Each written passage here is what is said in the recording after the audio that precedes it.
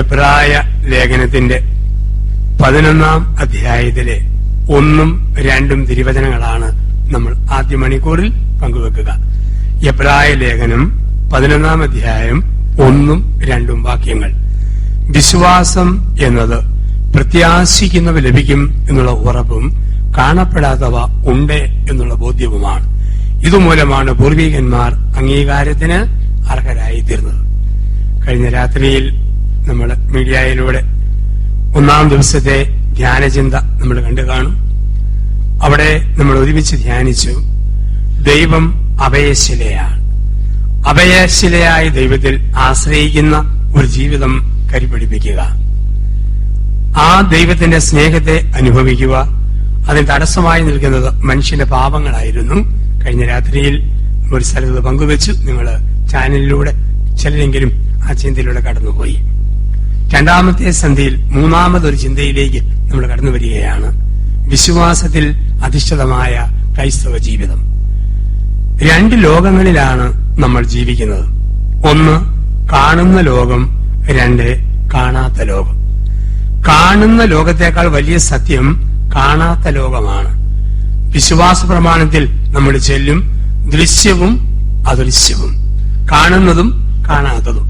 നിങ്ങളിപ്പം കാണുന്നത് ജോസഫ് പുത്തമ്പരിക്കൽ എന്ന് പറയുന്ന ഒരു കപ്പൂച്ചനച്ഛൻ ഈ സ്റ്റേജിൽ നിന്ന് പ്രസംഗിക്കുന്നു. ഞാൻ കാണുന്നത് 100 കണക്കിന് ആൾക്കാര് കസേരകളിൽ ചാരിയിരുന്നും ബെഞ്ചിലിരുന്നും അത് കേൾക്കുന്നു. ഇത്രയാണ് നമ്മൾ കാണുന്നത്. പക്ഷെ കാണാത്ത എന്തെല്ലാം കാര്യമാ ഈ ഓഡിറ്റോറിയത്തിനുള്ളിൽ നടക്കുക. എന്റെ വലതുവശത്ത് മമ്മൂട്ടി, മോഹൻലാല്, സുരേഷ് ഗോപി, ജയറാം, ദിലീപ്, പൃഥ്വിരാജ് ഓടിക്കൊണ്ടിരിക്കുന്നു. കാണാത്തത് ഏഷ്യാനെറ്റ് മൂവീസ് ഓൺ ചെയ്ത് വെക്കാത്തതുകൊണ്ടാണ്. TV ഓൺ ചെയ്തോ സിനിമാ താരങ്ങളെ സ്ക്രീനിൽ നമുക്ക് കാണാം. എന്റെ ഇടതുവശത്ത് junior Yesudas, Jayachandran, Asianet star singers തിമിർത്താടി പാടുന്നു. കേൾക്കാത്തത് റേഡിയോ ട്യൂൺ ചെയ്യാത്തതുകൊണ്ട്. റേഡിയോ ട്യൂൺ ചെയ്താൽ പാട്ട് കേൾക്കാം, TV ഓൺ ചെയ്താൽ സിനിമ കാണാം. TV ഇല്ലാത്തതുകൊണ്ട് സിനിമ കാണുന്നില്ല, റേഡിയോ ഇല്ലാത്തതുകൊണ്ട് പാട്ട് കേൾക്കുന്നില്ല. പക്ഷെ റേഡിയോ തരംഗങ്ങളുണ്ട്, TV തരംഗങ്ങളുണ്ട്. എങ്കിൽ 2 or 3 പേർ എന്റെ നാമത്തിൽ ഒരുമിച്ച് കൂടുമ്പോൾ അവിടെ നടുവിൽ ഞാനുണ്ട് എന്ന് വാഗ്ദാനം ചെയ്ത കർത്താവിന്റെ വാഗ്ദാനമായ പരിശുദ്ധാത്മാവിന്റെ തരംഗങ്ങൾ ഇവിടെ നിറഞ്ഞു നിൽപ്പുണ്ട്. ഒരു 3 മണിക്കൂർ സമയം ഹൃദയത്തെ ട്യൂൺ ചെയ്യുകയാണ്, ആത്മാവിന്റെ തരംഗങ്ങൾ അനുഭവിക്കുവാൻ.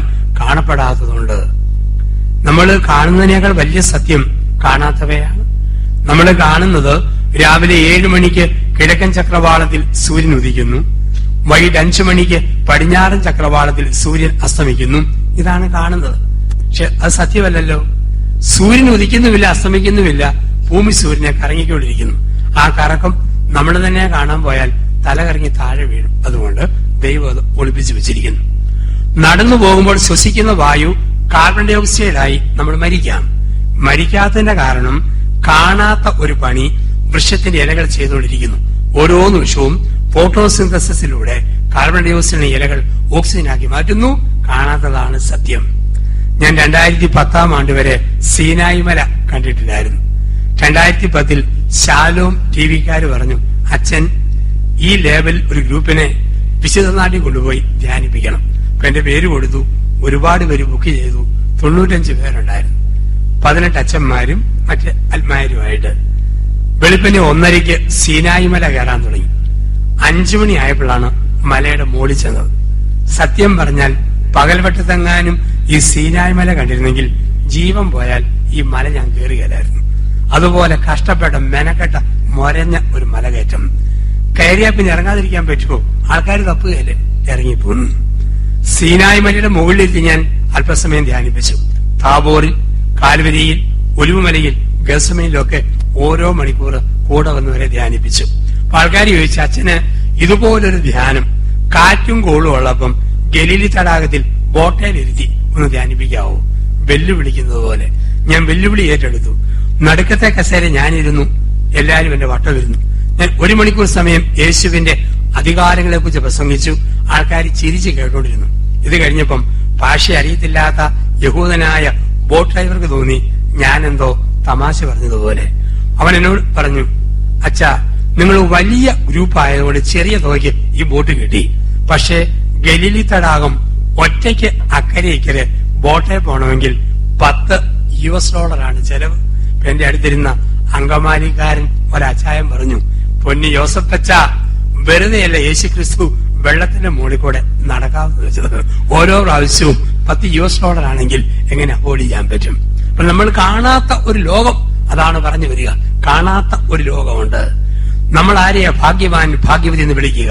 കേരളത്തിൽ കാരുണ്യ, അക്ഷയ, മംഗല്യ ലോട്ടറി അടിച്ചവരെ നമ്മൾ വിളിക്കും ഭാഗ്യവാൻ ഭാഗ്യവതി.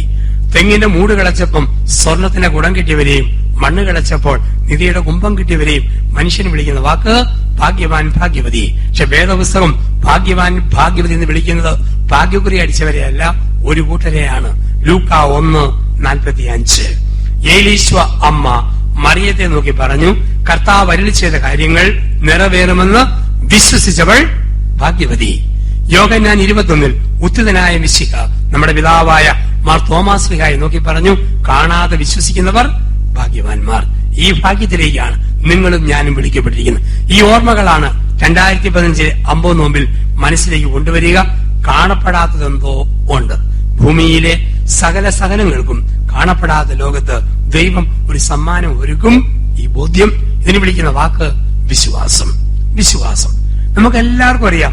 കാണാത്ത ചില കാര്യങ്ങൾ ഉണ്ട്. ഇത്രയും പേര് ഇവിടെ നിറഞ്ഞിരിപ്പുണ്ട്. 2015 ഈ ഫെബ്രുവരി മാസം ഈ ദിവസം നമുക്ക് ഉറപ്പാ 2115 ഫെബ്രുവരി 24 നിങ്ങൾ ആരും ഈ ഭൂമിയെ കാണുകയില്ല, ഞാനും കാണുകയില്ല. നമ്മളെല്ലാരും മരിക്കും, സുനിശ്ചിതം. സമയം അനിശ്ചിതം. സമയം മറച്ചു വെക്കും, സത്യം സുനിശ്ചിതമാണ്. മരിക്കാതിരിക്കാൻ പറ്റുകയല്ലോ. കാരണം ലോകത്ത് ഓരോ നാമരൂപങ്ങൾ ഉത്ഭവിക്കുന്നത് ക്രിയാപദത്തിൽ നിന്നാണ്. നൗൺ ഫോം വരുന്നത് വെർബൽ ഫോമിൽ നിന്നാണ്. ഉദാഹരണം, പറക്കുക എന്ന ക്രിയയിൽ നിന്നാണ് പക്ഷി എന്ന വാക്ക്. പക്ഷിക്ക് പറക്കാതിരിക്കാൻ പറ്റുകയില്ല. ഒഴുകുക എന്ന ക്രിയയിൽ നിന്നാണ് പുഴ എന്ന വാക്ക്. പുഴയ്ക്ക് ഒഴുകാതിരിക്കാൻ പറ്റുകയില്ല. മരിക്കുക എന്ന ക്രിയയിൽ നിന്നാണ് മർത്യൻ എന്ന വാക്ക്. മനുഷ്യന് മരിക്കാതിരിക്കാൻ പറ്റുകയില്ല. മരണം സുനിശ്ചിതം, സമയം അനിശ്ചിതം. പക്ഷെ മരണശേഷം ഒരു ജീവിതം ഉണ്ട് നമ്മൾ വിശ്വസിക്കുന്നു. അതുകൊണ്ടല്ലേ നമ്മുടെ വീട്ടിലെ പട്ടിക്ക് ശ്വാസം മുട്ടൽ വന്നാൽ നമ്മുടെ പട്ടിയെ നമ്മൾ ആംബുലൻസിൽ കയറ്റി ICUവിലാക്കിയിട്ട് അങ്കമാലി ആശുപത്രി കൊണ്ടുപോയി കൃത്രിമശ്വാസം കൊടുക്കുമോ? നമുക്കറിയാം, പട്ടിയെ മാവേലോ പ്ലാവേലോ പൂട്ടിയിടും. പൊന്നു പട്ടി അവിടെ കിടന്ന് വലിച്ചു ചത്തോ പട്ടി.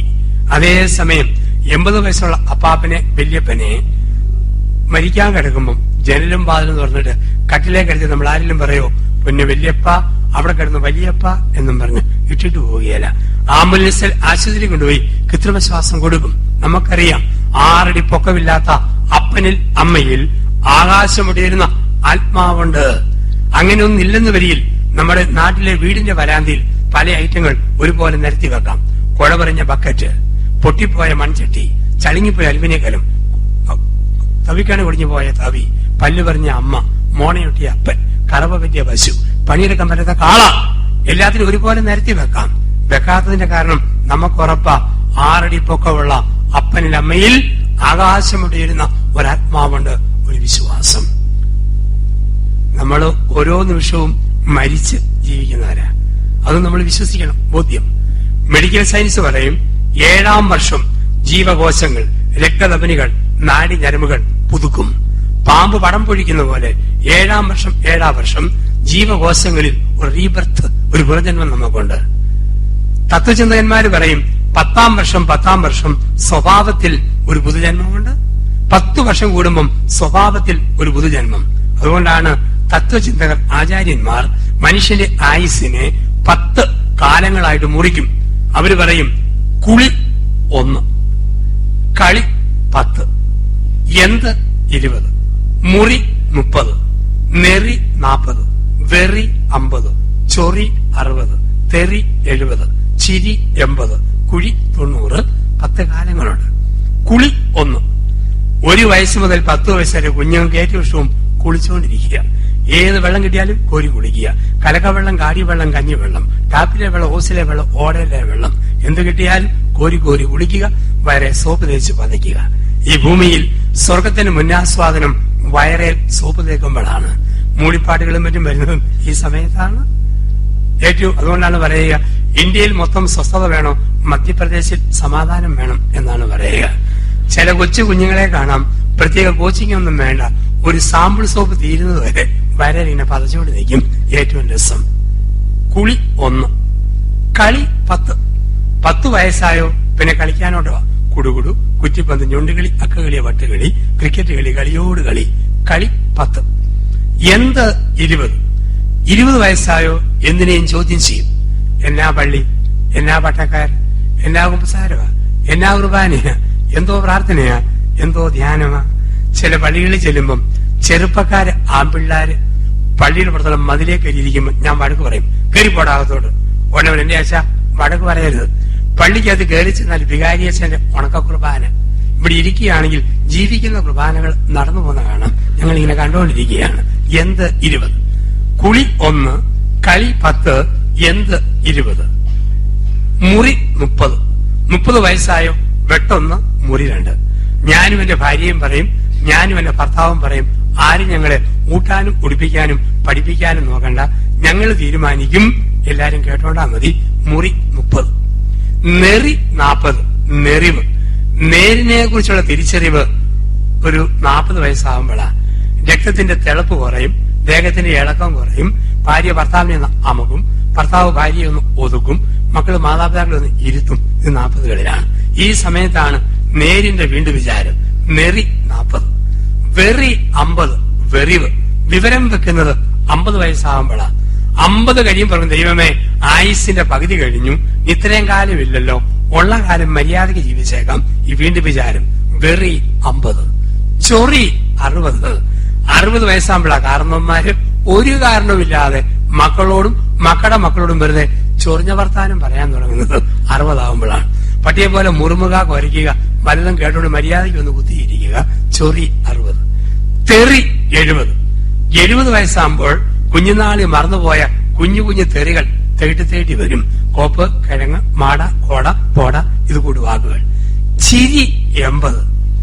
80 വയസ്സായാലറിയാം, ഇനി നമ്മൾ പറഞ്ഞ ആരും ഒന്നും കേൾക്കാൻ പോകുന്നില്ല, എല്ലാം കാണുക, കുത്തിയിരിക്കുക, ചിരിക്കുക, പിന്നെ ചില മര്യാദയ്ക്ക് കിടക്കുക. ചിരി 80. കുഴി 90. 90 വയസ്സായ പിന്നെ മരണത്തെ കുറിച്ചുള്ള ഓർമ്മകളാണ്. ഇതനുസരിച്ച് മനുഷ്യന്റെ പാട്ടും മാറും. 10 വയസ്സ് വരെ പാടും, കുഞ്ഞു മനസ്സിൻ നൊമ്പരങ്ങൾ ഒപ്പിയെടുക്കാം വന്നവന്. 20 ആയാലോ അനുരാഗവിലോചിതരായി. ഒരു 80 കഴിഞ്ഞാലോ ഇന്നലെയുള്ളോരിന്നിവിടില്ല, ഇനി വരികയില്ല. മനുഷ്യൻ മരിച്ചുകൊണ്ടിരിക്കുകയാണ്. ഓരോ 10ാം വർഷവും മരിക്കുന്നു. പുതിയ വ്യക്തിത്വമായ റീബർത്ത്, പുതുജന്മം നമ്മളിൽ സംഭവിക്കുന്നു. അപ്പം മരണമുണ്ട്, അപ്പുറത്തൊരു ജീവിതവുമുണ്ട്. ഇതൊക്കെ വിശ്വാസമാണ്. ഈ ലോക ജീവിതം എന്ന് പറഞ്ഞാൽ ഒരു വിശ്വാസമാണ്. ഓർത്ത് നോക്കിക്കേ, കുത്തിവെക്കാൻ വരുന്ന നേഴ്സിനെ വിശ്വസിച്ച് വേണ്ടേ രോഗി കട്ടിലിൽ കിടക്കാൻ. ഒരു നിമിഷം ഇവളെങ്ങാനും അബ്നോർമലായി മാറി ഗ്ലൂക്കോസിന്റെ കുപ്പിയോ സൂചിയോ കുത്തിപ്പൊട്ടിച്ച് നെഞ്ചത്തെങ്ങാനും കുത്തിക്കയറ്റിയാലോ ചെയ്യുകയില്ല. ഒരു വിശ്വാസം. ഡോക്ടറെ വിശ്വസിക്കണം. ഞാൻ ഡോക്ടറോട് പറയും, ഡോക്ടറെ എന്നെ ബോധം കെടുത്തിയിട്ട് ഇഞ്ചക്ഷൻ നിന്ന് ബോധം കെടുത്തി ഓപ്പറേഷൻ നടത്തിക്കൂ. എന്നാ ധൈര്യത്തിലാ ബോധം കെടുന്നത്. ബോധം കെട്ടി കിടക്കുമ്പം ഈ ഡോക്ടർ എങ്ങാനും എന്റെ മർമ്മപ്രധാനമായ ഏതെങ്കിലും അവയവങ്ങൾ ചെത്തിപ്പറിച്ചുകൊണ്ട് പോയാലോ ചെയ്യുകയില്ല. ഒരു വിശ്വാസം. ഡോക്ടർ രോഗിയോട് പറഞ്ഞു, തണ്ടലെ കുത്തിവെച്ച് ബോധം കെടുത്തിയിട്ട് ഓപ്പറേഷൻ. രോഗി ചോദിച്ചു, ബോധം കെടുത്തുന്ന ഇഞ്ചക്ഷന് എത്ര രൂപയ? ഡോക്ടർ പറഞ്ഞു, ഇവിടെ ബോധം കെടുത്തുന്ന ഇഞ്ചക്ഷന് 850 രൂപ. രോഗി പറഞ്ഞു, പൊന്നു ഡോക്ടറെ, 50 രൂപയ്ക്കുള്ള ബോധം പോലും ഇല്ല, അത് കെടുത്താനായിട്ട് 850 രൂപ മേടിക്കുന്നത് എന്തോരന്യായമാണ്. വണ്ടിയിൽ ഡ്രൈവറെ വിശ്വസിക്കണം. ഡ്രൈവറെ വിശ്വസിച്ചാലേ വണ്ടിക്കകത്ത് സുഖമായിട്ടിരുന്നു ഉറങ്ങാൻ പറ്റുള്ളൂ. കുടുംബജീവിതം വിശ്വാസമല്ലേ. അരിശം വരുന്ന ഭർത്താവ് ഭാര്യയോട് പറയുക, മുതുപിശാചെ, നിന്റെ അടിവേര് നോക്കി ഞാൻ ചവിട്ട് വെച്ച് തരും. ഭാര്യ, ആഹാ, താൻ എനിക്കിട്ട് ചവിട്ടിയാൽ ഞാൻ രാത്രി കഞ്ഞിക്കകത്ത് പുരുടാൻ കലക്കി തരും. എന്നാലും രാത്രി 9 മണിക്ക് ചൂട് കഞ്ഞി, ചെറുപേര് തോരൻ, തേങ്ങാച്ചൂടെ ചമ്മന്തി നികന്ന പാത്രത്തിൽ അവൾ നിരത്തി വിളമ്പുമ്പോൾ അവൾ സ്പൂണുകൊണ്ട് അള്ളിക്കിള്ളി മാതി ഞൊട്ടിഞ്ഞൊടഞ്ഞ് വെട്ടി വിഴുങ്ങുമ്പോൾ ഞൊടഞ്ഞുണഞ്ഞു നോക്കുവോ, ഇവിടെ പുരുടാനുണ്ടോ, അപ്പുറത്ത് പുരുടാനുണ്ടോ, ഇപ്പുറത്ത് പുരുടാനുണ്ടോ? പറഞ്ഞാലും കലക്കി പൊടിക്കുകയല്ല. അവളെ അവന് വിശ്വാസം. ഒറ്റ ചവിട്ടെന്ന് പറഞ്ഞ അവനെ വട്ടം കെട്ടിപ്പിടിച്ച് പുതപ്പിന് കീഴില് ഇട്ടാ പോലെ ചുരുണ്ട് കിടന്ന് അവൾ ഉറങ്ങും. അലാം വെച്ച് എഴുന്നേക്കുവോ, ചേട്ടൻ 10:40 ചവിട്ടുവോ, 10:50 ചവിട്ടുവോ, 11:10 ചവിട്ടുവോ? പറഞ്ഞാലും ചവിട്ടുകയില്ല. അവന് വിശ്വാസം. ഇനി അല്പം പച്ചയായിട്ട് പറഞ്ഞാൽ സ്വന്തം അപ്പനാരാന്നുള്ളത് പോലും ഒരു വിശ്വാസമല്ലേ? അമ്മ പറഞ്ഞു, മോനെ മോളെ ഇതാണ് ചാച്ചൻ, അപ്പാന്ന് വിളിച്ചു. നമ്മൾ ആരെങ്കിലും പറഞ്ഞ അമ്മേ ഡൗട്ടുണ്ട്, ബ്ലഡ് ടെസ്റ്റ് നടത്തിയിട്ട് വിളിക്കാം. ജനിച്ച അന്ന് മുതൽ നമ്മൾ വിശ്വസിച്ചു തുടങ്ങിയതാണ്.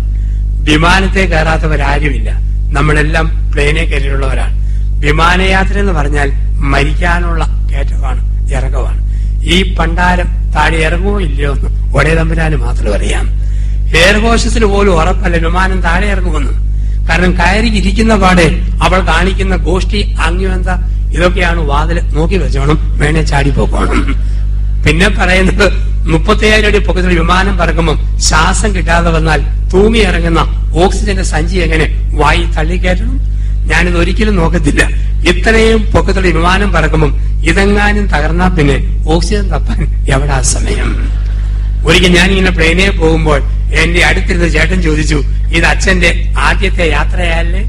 എന്റെ പെരുമാറ്റം ഒട്ടും നോർമൽ അല്ലെന്ന് ചേട്ടനെ കണ്ടതും തോന്നി. ഞാൻ പറഞ്ഞു, പൊന്നി ചേട്ടാ, ഈ സാധനം താഴെ ഇറങ്ങുകയാണെ പറയാം, ഇത് ആദ്യത്തെ യാത്രയാണോ അതോ ഒടുക്കത്തെ യാത്രയാണോ? നമുക്കാർക്കും ഒന്നും ഉറപ്പല്ല. ഇതാണ് കല്യാൺ ജുവലറിക്കാരന്റെ പരസ്യം. അമ്മാമ്മ അപ്പാപ്പനെ പൊത്തിപ്പിടിച്ചും മഞ്ജു വാര്യർ അമിതാഭ് ബച്ചനെ നോക്കി മലന്നു കിടന്നും പറയുന്നൊരു വാക്കുണ്ട്, ഒരു വിശ്വാസം അതല്ലേ എല്ലാം. ഒരു വിശ്വാസം അതല്ലേ എല്ലാം.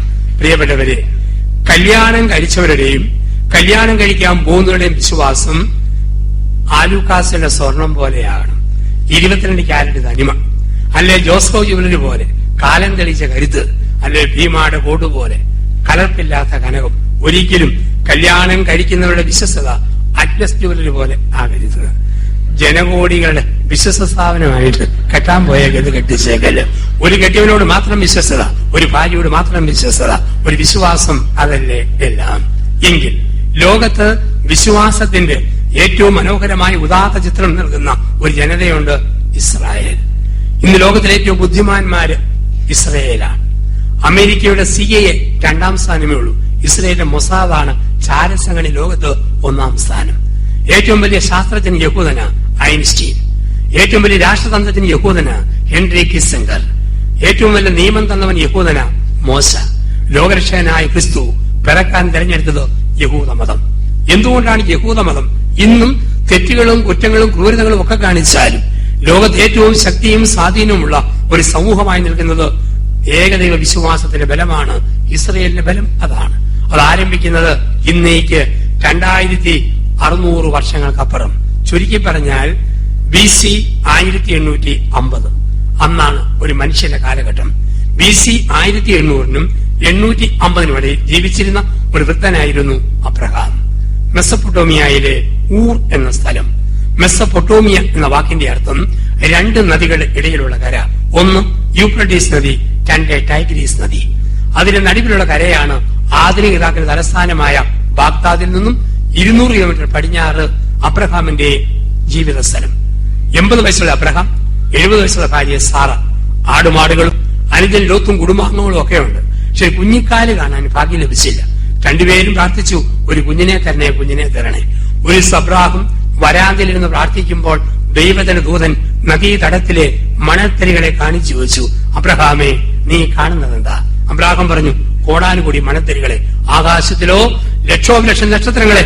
അബ്രഹാമേ, കടൽ തീരത്തെ മണത്തിരി പോലെ, ആകാശത്തിലെ നക്ഷത്രം പോലെ നിന്നിൽ നിന്നും നിന്റെ ഉണങ്ങി വരണ്ട ഉദരമുള്ള ഭാര്യ സാറായിൽ നിന്നും സന്താന പരമ്പരകളെ ഞാൻ വർദ്ധിപ്പിക്കും. അബ്രഹാമിന് കണ്ണു തള്ളിപ്പോയി. 80ാം വയസ്സിൽ ഇത് എങ്ങനെ ഒക്കും? ഭാര്യ സാറ വീണ്ടും പിൻവശത്തെ വാതിൽ അമർത്തി കുലുക്കി തള്ളിക്കൊണ്ട് കുലുങ്ങി കുലുങ്ങി ചിരിച്ചു. 70ാം വയസ്സിൽ നക്ഷത്രം അമ്പളിയമ്മാവൻ മണത്തരി മണ്ണാങ്കട്ട എങ്ങനെ ഒക്കാനാ? ദൈവം ചോദിച്ചു, സാറ നീ ചിരിച്ചോ? പിറ്റേന്ന് പ്രഭാതത്തിൽ അബ്രഹാമും സാറായും യാത്ര പുറപ്പെട്ടു. വർഷങ്ങൾ 5 കഴിഞ്ഞു. പോകുന്ന വഴിക്ക് സാറ സകല പുണ്യാളന്മാരുടെ ലുത്തിനിയ ചെല്ലുന്ന പോലെ അബ്രഹാമിനെ ചൊറിഞ്ഞുകൊണ്ടിരുന്നു. എന്തിയെ മനുഷ്യ, നക്ഷത്രം എവിടെ പോയി? മണത്തരി അനക്കമൊന്നും കാണുന്നില്ലല്ലോ. ഒരു വേലക്കാരി പെണ്ണില്ലേ, വയസ്സ് 25, പ്രസവിക്കാൻ ഭാവത്തിൽ പാകത്തിൽ ഒരുങ്ങി നിൽക്കുന്നവൾ പൊടിക്കൈ നോക്ക്. സാറ അടുപ്പത്തിൽ വർദ്ധിച്ചു. അബ്രഹാം ഹാഗാറിനെ പ്രാപിച്ചു. 9ാം മാസം 9ാം ദിവസം ഹാഗാർ മിടുക്കനായ ആൺകുഞ്ഞിനെ പ്രസവിച്ചു. അവർ അവന് പേരിട്ടു ഇസ്മായേൽ. ഇസ്മായേൽ എന്ന വാക്കിന്റെ അർത്ഥം ദൈവം നിലവിളി കേട്ടു, ദൈവം കണ്ണുനീര് കണ്ടു ഇന്നലെ ഞാൻ സൂചിപ്പിച്ചിരുന്നു ധ്യാനത്തിൽ വാക്കുകളുടെ അർത്ഥം. ഇന്ന് അർത്ഥമില്ലാത്ത വാക്കുകൾ ഇട്ടിട്ട് പോകും. അപ്പന്റെ അമ്മയുടെ ആദ്യാക്ഷരം വെച്ച് മക്കൾക്ക് പേരിടുന്ന രീതി നമ്മുടെ രീതിയാണ്. അപ്പന്റെ പേര് ആൻഡോ, അമ്മയുടെ പേര് സ്മിത, ഉണ്ടായത് വെങ്കൊച്ച്, ഇട്ട പേര് ആസ്മ. നമ്മൾ ഇട്ടിട്ട് പോകും. അങ്ങനെ പേരിട്ട് പോയാൽ അപ്പന്റെ പേര് വേലായുധൻ, അമ്മയുടെ പേര് ശ്യാമള, ഉണ്ടായത് പെങ്കൊച്ചാണെങ്കിൽ ഉഗ്രം പേരാ. നിങ്ങൾ തന്നെ ഇട്ടുകൊണ്ടാ മതി. കോട്ടയം ജില്ലയിലെ സമ്പന്നനായ ഒരു റബ്ബർ തോട്ടം മുതലാളി, അദ്ദേഹത്തിന് 3 വണ്ടികൾ, ഒരു മെഴ്സിഡസ്, ഒരു ടൊയോട്ട, ഒരു സുസുക്കി. 3 വണ്ടികൾ, 3 പെമ്മക്കളും ഉണ്ടായി. വണ്ടികളൊരു ഹരം, അതൊരു മഹാജ്വരം. അതുകൊണ്ട് വണ്ടികളുടെ ഒരു മക്കൾക്ക് കൊടുത്തു. മൂത്ത പെണ്ണിന്റെ പേര് മെഴ്സിഡസ് മോൾ, രണ്ടാമത്തെ ടൊയോട്ട മോൾ, മൂന്നാമത്തെ സുസുക്കി മോൾ. ഇയാൾക്കൊരു തീരുമാനം, ഓരോ കുഞ്ഞിനും 4 വയസ്സ് കഴിയാതെ മാമോദിസ മുക്കുകയില്ല. മൂത്തതിന് 8 വയസ്സ്, രണ്ടാമത്തിന് 6 വയസ്സ്, മൂന്നാമത്തിന് 4.5 വയസ്സ്. 3 കുഞ്ഞുങ്ങളെയും വണ്ടിയെ കയറ്റി 50 പേരെ അകമ്പടിയായിട്ട് പള്ളിയിൽ ചെന്നു. പ്രാരംഭ പ്രാർത്ഥന കഴിഞ്ഞു. വികാരിയച്ഛൻ അരിശമാണ്. സമയത്തും കാലത്തും കുഞ്ഞുങ്ങൾക്ക് ജ്ഞാനസ്നാനം കൊടുത്തിട്ടില്ല. അച്ഛൻ ചോദിച്ചു, എന്നാ പേരൊക്കെയാ ഇത് നിങ്ങൾക്ക് ഇടാൻ പോകുന്നത്? ഉടനെ അപ്പം പറഞ്ഞു, അച്ഛാ ഇത് മെഴ്സിഡസ്, ഇത് ടൊയോട്ട, ഇത് സുസുക്കി. അച്ഛൻ പറഞ്ഞു, വണ്ടിയുടെ പേര് പിള്ളേർക്കോ വിശുദ്ധന്റെ പേര് വേണ്ടേ? കത്രീന, ബ്രജിത്ത്, മേരിക്കുട്ടി, റോസമ്മ. അപ്പം പറഞ്ഞു, അച്ഛാ അങ്ങനെയുള്ള പേര് സഭയിൽ ഇട്ടിട്ട് പഴയി പോയി. ഒരു പുതിയ തുടക്കം ഞാൻ കുറിക്കുകയാണ്. ഈ 3 മക്കളെ ഞാൻ വിശുദ്ധിയിൽ വളർത്തിക്കൊണ്ടുവരും. ഇവരൊക്കെ മരിച്ചടക്കപ്പെടും. ഏതെങ്കിലും ഒരു മാർപ്പാപ്പയുടെ കാലഘട്ടത്തിൽ എന്റെ 3 മക്കളുടെയും പേര് സഭയിൽ വിളിക്കപ്പെടും. അങ്ങനെ സഭയിൽ ഒരു കാലത്ത് എനിക്ക് ഉറപ്പാ, വിശുദ്ധ മെഴ്സിഡസ്, വാഴ്ത്തപ്പെട്ട ടൊയോട്ട, ദൈവദാസി സുസുക്കി, ഇങ്ങനെ മക്കളുണ്ടാവുന്ന ഉറപ്പാ. അച്ഛൻ അങ്ങനെയാണോ? പൊന്നു കപ്പ്യാരെ, ആനാമ്പെള്ളം മാറ്റിവെയ്, പെട്രോൾ കൊണ്ടോ ഈ 3നെയും മുക്കാം. അപ്പൊ ഇടുന്ന പേരിന്റെ അർത്ഥമുണ്ട്. ഇട്ടുകൊടുത്ത പേര് ഇസ്മായേൽ, ഇസ്മ. ദൈവം നിലവിളി കേട്ടു, ദൈവം കണ്ണുനീര് കണ്ടു. ഇസ്മയേൽ വളർന്നു വന്നു. വെള്ളം കോരി കൊടുക്കുന്ന പരുവം. ദൈവത്തിന് കൽപ്പന, ദാസിയിൽ നിന്നും ജനിച്ചതിനെ ഉപേക്ഷിച്ചിട്ട് വൃദ്ധയായ ഭാര്യയെ സാറാടെ കൈക്ക് പിടിച്ച് നീ യാത്ര പുറപ്പെടണം. വേദപുസ്തകം പറയുന്ന അബ്രഹാമിന് 100, സാറായിക്ക് 90 കഴിഞ്ഞു. എല്ലാ പ്രതീക്ഷ അസ്തമിച്ചപ്പോൾ ഒരു പുത്രനെ പ്രസവിച്ചു. അവർ അവന് പേരിട്ടു ഇസഹാക്ക്. ഇസഹാക്ക് എന്ന വാക്കിന്റെ അർത്ഥം അവൻ ചിരിക്കുന്നു, അവൻ ചിരിപ്പിക്കുന്നു. ദൈവം അവരുടെ മേൽ ചിരിക്കുന്നു. കാരണം പണ്ട് കൊച്ചുണ്ടാവും ദൈവം പറഞ്ഞപ്പം സാറ ചിരിച്ചു. അതിന്റെ ഓർമ്മയ്ക്ക് ഉണ്ടായ കൊച്ചിന്റെ പേര് അവൻ ചിരിക്കുന്നു, ചിരിപ്പിക്കുന്നു. തന്നെയുമല്ല, പല്ലില്ലാത്ത മോണ കാട്ടി ഇസഹാക്ക് അപ്പനെ അമ്മയെ നോക്കി ചിരിച്ചപ്പോൾ അതേ ഷേപ്പുള്ള മോണ പൂർവാശക്തിയോടെ തിരിച്ചു കാട്ടി അവരും ചിരിച്ചു. അങ്ങനെ ചിരിയുടെ രാത്രി പൂത്തിരി മത്താപ്പ് കത്തുമ്പം ദൈവത്തിന്റെ കൽപ്പന ഇസഹാക്കിനെയും കൊണ്ട് മോറിയ മലയിൽ ബലിയർപ്പിക്കണം. ബലിപീഠം ഒരുക്കി കത്തിയെടുത്തു, കഴുത്തിന് നേരെ ഓങ്ങി. ദൂതന്റെ ശബ്ദം, ആടിന്റെ കരച്ചിൽ. അബ്രാഹാം ഇറങ്ങിപ്പോന്നു ആടിനെ ബലിയർപ്പിച്ചിട്ട്. പ്രിയപ്പെട്ടവരെ, ഒരു നീണ്ട കഥ പോലെ ഉൽപ്പത്തി 12 മുതൽ 21 വരെ അബ്രഹാമിന്റെ ചരിത്രം നമ്മൾ കാണുകയാണ്. പിന്നീട് മോശ ദൈവത്തോട് ചോദിച്ചു, ഹൊരേബിന്റെ മുൾപടർപ്പിൽ ചോദിച്ചു, നീ ആരാ? ദൈവത്തോട് ചോദിക്കുകയാണ് മോശ, നീ ആരാ? അപ്പൊ ദൈവം പറഞ്ഞ മറുപടി കൂടി നിങ്ങളൊന്ന് ഓർക്കണം. ഞാൻ ആകുന്നവൻ ആകുന്നു. മോശയ്ക്ക് ഒരു പിടിയും കിട്ടിയില്ല. നീ ആരാ? ഞാനാകുന്നു. ആരാണ് ഞാനാകുന്നു എന്ന് പറയുന്നത്? ആരാ? ഏറ്റവും പരിചയമുള്ളവരോട്, പരിചയമുള്ള ആൾക്കാര് പറയുന്ന വാക്കാണ് ഞാനാകുന്നു. രാത്രി 8:30 സിറ്റി പോയ കെട്ടിവൻ തിരിച്ചു വരുന്നു. കോളിംഗ് ബെൽ അടിക്കുന്നു. ഭാര്യ ചോദിക്കുന്നു, ആരാ? എടി, നിന്റെ ഭർത്താവായ മിസ്റ്റർ മൈലപ്പറമ്പിൽ മത്തായിയാണ്. എടി, ഇത് ഞാനാ. ഭാര്യയ്ക്ക് ഏറ്റവും പരിചയം ഭർത്താവിന്റെ സ്വരമാണ്. സ്കൂളിൽ വിട്ടിരുന്ന കുട്ടി കോളിംഗ് ബെൽ അടിക്കുന്നു. അമ്മ ചോദിക്കുന്നു, ആരാ? അമ്മയുടെ 3ാമത്തെ മോൻ 2B പഠിക്കുന്ന ടോം സക്കറിയാണ്. അമ്മ, ഇത് ഞാനാ. ഇത് ഞാനാന്ന് പറഞ്ഞാൽ അമ്മയ്ക്ക് പരിചയമുള്ള സ്വരം മോന്റെ സ്വരം, ഭാര്യയ്ക്ക് പരിചയമുള്ള സ്വരം ഭർത്താവിന്റെ സ്വരം, മനുഷ്യന് പരിചയമുള്ള സ്വരം ദൈവത്തിന്റെ സ്വരം. മോശേ, ഇത് ഞാനാ, ഏറ്റവും പരിചയം. എന്നിട്ട് പറഞ്ഞു, ഞാൻ അബ്രഹാമിന്റെയും ഇസഹാക്കിന്റെയും യാക്കോബിന്റെയും ദൈവമാണ്. അബ്രഹാമിന്റെയും ഇസഹാക്കിന്റെയും യാക്കോബിന്റെയും ദൈവമാണ്. അതിനർത്ഥമുണ്ട്. അബ്രഹാമിന്റെ ദൈവം എന്ന വാക്കിന്റെ അർത്ഥം അനുസരിക്കുന്നവരെ അനുഗ്രഹിക്കുന്ന ദൈവം. ബൈബിളിലെ ഓരോ വാക്കിനും ആഴമേറിയ അർത്ഥമുണ്ട്. അബ്രഹാമിന്റെ ദൈവം, അനുസരിക്കുന്നവരെ അനുഗ്രഹിക്കുന്ന ദൈവം. അബ്രഹാം ദൈവത്തെ അനുസരിച്ചു, ദൈവം അബ്രഹാമിനെ അനുഗ്രഹിച്ചു. 2, ഇപ്പൊ നമ്മളോട് പറയുകയാണ്, പാപമൊഴികെ എല്ലാ കാര്യങ്ങളിലും ഭർത്താവിനെ അനുസരിക്കുന്ന ഭാര്യയാകണം, ഭാര്യയെ അനുസരിക്കുന്ന ഭർത്താവാകണം, മാതാപിതാക്കളെ അനുസരിക്കുന്ന മക്കളാകണം, പട്ടക്കാരെയും മേൽപ്പെട്ടക്കാരെയും അനുസരിക്കുന്ന വിശ്വാസികളാകണം. നമ്മളെക്കാൾ ലോകപരിചയവും ജീവിതപരിചയമുള്ളവരെ അനുസരിക്കണം. അതൊരിക്കലും നമ്മളെ തകർക്കുകയില്ല, വളർത്തും. അനുസരിക്കുന്നവരെ അനുഗ്രഹിക്കുന്ന ദൈവം അബ്രഹാമിന്റെ ദൈവമാണ്. 2, ഇസഹാക്കിന്റെ ദൈവമാണ്. ഇസഹാക്കിന്റെ ദൈവം എന്ന് പറഞ്ഞാൽ എല്ലാ പ്രതീക്ഷയും അസ്തമിക്കുമ്പോൾ എന്റെ ജീവിതത്തിൽ പ്രവർത്തിക്കുന്ന ദൈവം. ഇസഹാക്കിന്റെ കഴുത്തിനും അബ്രഹാമിന്റെ കത്തിക്കുമിടയിൽ ഒരു ശ്വാസത്തിന്റെ ദൂരമേ ഉള്ളൂ. ഒരു ശ്വാസം മുറുക്കി വിട്ടാൽ അബ്രഹാമിന്റെ കത്തി ഇസഹാക്കിന്റെ കഴുത്തിനെ പിളർക്കും. അവിടെയാണ് ദൈവം പ്രവർത്തിക്കുക. നമ്മളോട് പറയുന്നു, മകനെ മകളെ, ഇസഹാക്കിന്റെ ദൈവമാണ്. എത്രയേറെ മരുന്ന് മാറി മാറി ചെയ്തിട്ടും മാറാത്ത രോഗത്തെ ഓർത്ത് നീറുന്ന മനുഷ്യരോട് പറയും, നിരാശപ്പെടരുത്, ഇസ്ഹാക്കിന്റെ ദൈവമാണ്. ഭർത്താവിന് സ്വഭാവം മാറാൻ നാളുകൾ പ്രാർത്ഥിച്ച ഭാര്യയോടും ഭാര്യയുടെ രീതി മാറാൻ നാളുകൾ പ്രാർത്ഥിച്ച ഭർത്താവിനോടും പറയും, നിരാശപ്പെടരുത്, ഇസഹാക്കിന്റെ ദൈവം നിന്റെ കൂടെയുണ്ട്. കുഞ്ഞുങ്ങളുടെ വഴികൾ തെറ്റിപ്പോയെന്നോർത്ത് നീറുന്ന മനസ്സോടെ നിലവിളിക്കുന്ന ഹൃദയങ്ങൾ നോക്കി പറയും, ഇസഹാക്കിന്റെ ദൈവമാണ് ഞാൻ. അതാണ് യേശയ്യ 59:1. രക്ഷിക്കാനാകാത്ത വിധം എന്റെ കരങ്ങൾ കുറുകിപ്പോയിട്ടില്ല, കേൾക്കാനാകാത്ത വിധം എന്റെ കാതുകൾക്ക് മാംഗ്യം സംഭവിച്ചിട്ടില്ല. നിന്റെ മുടി നരയ്ക്കുമ്പോഴും നിന്നെ വഹിക്കുന്ന കർത്താവാണ് ഞാൻ. 3, യാക്കോബിന്റെ ദൈവം. ഒരു പച്ച മനുഷ്യന്റെ സകല ബലഹീനതകളും സകല കുറവുകളും ഉള്ളവനായിരുന്നു പൂർവ്വപിതാവായ യാക്കോബ്. അതൊന്നും പരിഗണിക്കാതെ യാക്കോബിന്റെ പേര് മാറ്റി നീ ഇന്നുമേൽ ഇസ്രായേൽ എന്ന് വിളിക്കപ്പെടും. ഇസ് മനുഷ്യൻ, റാ യുദ്ധം, ഏൽ ദൈവം. ഇസ് റാ ഏൽ ദൈവവുമായി യുദ്ധം ചെയ്ത മനുഷ്യൻ. നമ്മളോടൊക്കെ പറയുകയാണ്, മാനുഷികമായ കുറ്റങ്ങളും കുറവുകളുമുള്ള മകനെ മകളെ അതൊന്നും നോക്കാതെ ഞാൻ നിന്നെ അനുഗ്രഹിക്കും. പരിശുദ്ധ പിതാവ് ബെനഡിക്ട് 16 മാർപ്പാപ്പ വിശ്വാസ വർഷം ഉദ്ഘാടനം ചെയ്തപ്പോ പറഞ്ഞു, വിശ്വാസത്തെ വ്യാഖ്യാനിക്കേണ്ടത് അബ്രഹാമിനെ വെച്ചുകൊണ്ടാണ്. ഫ്രാൻസിസ് മാർപ്പാപ്പ വിശ്വാസ വർഷം തുറന്നപ്പോഴും പറഞ്ഞു, അബ്രഹാമിനെ വെച്ചുകൊണ്ട് വിശ്വാസത്തെ വ്യാഖ്യാനിക്കണം. എങ്കിൽ വിശ്വാസത്തിന്റെ 5 ഉത്തരങ്ങൾ അബ്രഹാമിലൂടെ തിരുവചനം നമുക്ക് നൽകുന്നു. ഈ രാത്രിയിൽ ആ 5 ഉത്തരങ്ങൾ ഹൃദയത്തിന്റെ ആഴങ്ങളിൽ ബോധ്യത്തോടെ ഉറപ്പിക്കുക. വിശ്വാസത്തിന്റെ 5 ഉത്തരങ്ങൾ. 1, വിശ്വാസം ഒരു ഉപേക്ഷയും പുറപ്പാടുമാണ്. വിശ്വാസം ഒരു ഉപേക്ഷയും പുറപ്പാടുമാണ്. അബ്രാഹം 2 കാര്യങ്ങൾ ഉപേക്ഷിച്ചു. ഈ രാത്രിയിൽ ഈ നോമ്പ് ധ്യാനത്തിൽ ദൈവം പറയുന്നു, മകനെ മകളെ 2 കാര്യങ്ങളെ നീ ഉപേക്ഷിക്കുക. ഏതെല്ലാമാ? അഹം, ജഡം. വിശ്വാസത്തിൽ വളരേണ്ടവർ 2 കാര്യങ്ങൾ ഉപേക്ഷിക്കണം. എ അഹം, ബി ജഡം. അബ്രാഹം അഹത്തെയും ജഡത്തെയും ഉപേക്ഷിച്ചു. ഓർത്തു നോക്കുക, അനേക വർഷം ഒരു അടിമയെ പോലെ പണിത് അലഞ്ഞപ്പോൾ അബ്രഹാമിന്റെ ഞാൻഭാവം അഹംഭാവം ഇല്ലാതായി. നമ്മളോടും പറയും, അഹത്തെ ഉപേക്ഷിക്കണം. ഭർത്താവ് ഭാര്യയെ ഒന്ന് തിരുത്തുമ്പോൾ ഭാര്യയുടെ അഹംഭാവത്തെ ഇല്ലാതാക്കാൻ ദൈവം ഭർത്താവിനെ ഉപയോഗിക്കുന്നു. ഭാര്യ ഭർത്താവിനെ ഒന്ന് ശാസിക്കുമ്പോൾ അവന്റെ അഹംഭാവം ഇല്ലാതാക്കാൻ ദൈവം ഭാര്യയെ ഉപയോഗിക്കുന്നു. ആരും ഓർത്തേക്കല്ലേ, എന്നെ പഠിപ്പിക്കാൻ നീ ആരാടി? കുഞ്ഞുങ്ങൾ മാതാപിതാക്കളെ ഒന്ന് തിരുത്തുമ്പോൾ നിങ്ങളുടെ അഹംഭാവം ഇല്ലാതാക്കാൻ ദൈവം മക്കളെ ഉപയോഗിക്കുന്നു. ഞങ്ങൾ അച്ഛന്മാരോട് അല്പം ഒന്ന് വഴക്കോടെ കയത്ത് സംസാരിക്കുമ്പോൾ ഞങ്ങളെ പഠിപ്പിക്കാൻ നിങ്ങളാരാന്ന് ഓർക്കരുത്. ഞങ്ങളുടെ അഹംഭാവം ഇല്ലാതാക്കാൻ ദൈവം നിങ്ങളെ ഉപയോഗിക്കുന്നു. കത്തോലിക്ക അച്ഛന്മാർക്ക് അഹംഭാവത്തിന് ധാരാളം വകുപ്പുകളുണ്ട്.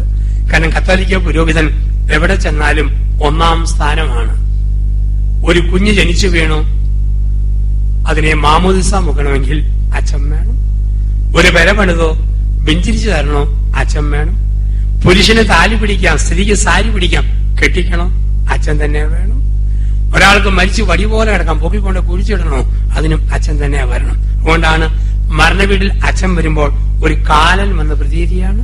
ഞങ്ങളുടെ ആളെ പൊക്കാനുള്ള കാലൻ ഇതാ വന്നിരിക്കുന്നു. എവിടെയോ 1-ാം സ്ഥാനം. മനുഷ്യൻ തരുന്ന ആനുകൂല്യങ്ങളുണ്ട്. ഞാൻ എറണാകുളം ടൗണിൽ നിൽക്കുമ്പോൾ ഒരു പെട്ടി നിറയെ ഓറഞ്ച്, പെട്ടിഷ നിറയെ ഓറഞ്ച്. എന്റെ പ്രായമുള്ള ആള് അതിൽ 8-10 ഓറഞ്ച് വാരിയെടുത്താൽ ആൾക്കാർ പറയും, കള്ളൻ പിടിയെടാവനെ. പക്ഷെ അച്ഛനായ ഞാൻ ഈ കുപ്പായ ഇട്ടുകൊണ്ട് 5-6 ഓറഞ്ച് വാരിയെടുത്താൽ ആൾക്കാർ പുത്തമ്പരെ അച്ഛന് ഇത്രയും പ്രായമായിട്ടും കളിതമാശ മാറിയിട്ടില്ല, കണ്ടില്ലേ, ഓറഞ്ചും കൊണ്ട് വന്ന് പോക്ക് കണ്ടില്ലേ. ഇതാണ് ആനുകൂല്യം. ഒരു യുവതി നടന്നു പോകുമ്പോൾ അവിടെ ഇങ്ങനെ നിൽക്കുമ്പോൾ എന്റെ പ്രായമുള്ള ആള് അവളെ കുറെ നേരം അടിമുടി തുറിച്ചു നോക്കിയാൽ ചെരിപ്പൂരി അവൾ അടിക്കും. എന്നതാ അവിടെ നോക്കുന്നത്? അച്ഛനായ ഞാൻ നോക്കിയാലും അവിടെ ചോദിക്കും, എന്നെ അച്ഛ വല്ലതും കാണാൻ പോയോ? ഈശോമിശിഹായിക്ക് സ്തുതിയായിരിക്കട്ടെ. അപ്പം അച്ഛന്മാർ അഹങ്കാരത്തിന് ധാരാളം വകുപ്പുകളുണ്ട്. ഞങ്ങൾ സെമിനാരി പഠിക്കുന്ന കാലത്ത് ഏറ്റവും കൂടുതൽ പിടിക്കുന്ന കാര്യവും തിരുത്തുന്ന തെറ്റും അഹംഭാവം ഉണ്ടെന്നുള്ളതാണ്. ഇടയ്ക്കിടയ്ക്ക് സുപ്പീരിയേഴ്സ് വഴക്ക് പറയും അഹന്ത ഇല്ലാതാകാൻ. 13 വർഷം പഠിക്കുമ്പോഴാണ് ഞങ്ങൾക്ക് പട്ടം കിട്ടുക. അതിന്റെ 5ാം വർഷം കട്ടിപിടിച്ച വർഷമാണ് നൊവിഷ്യേറ്റ്.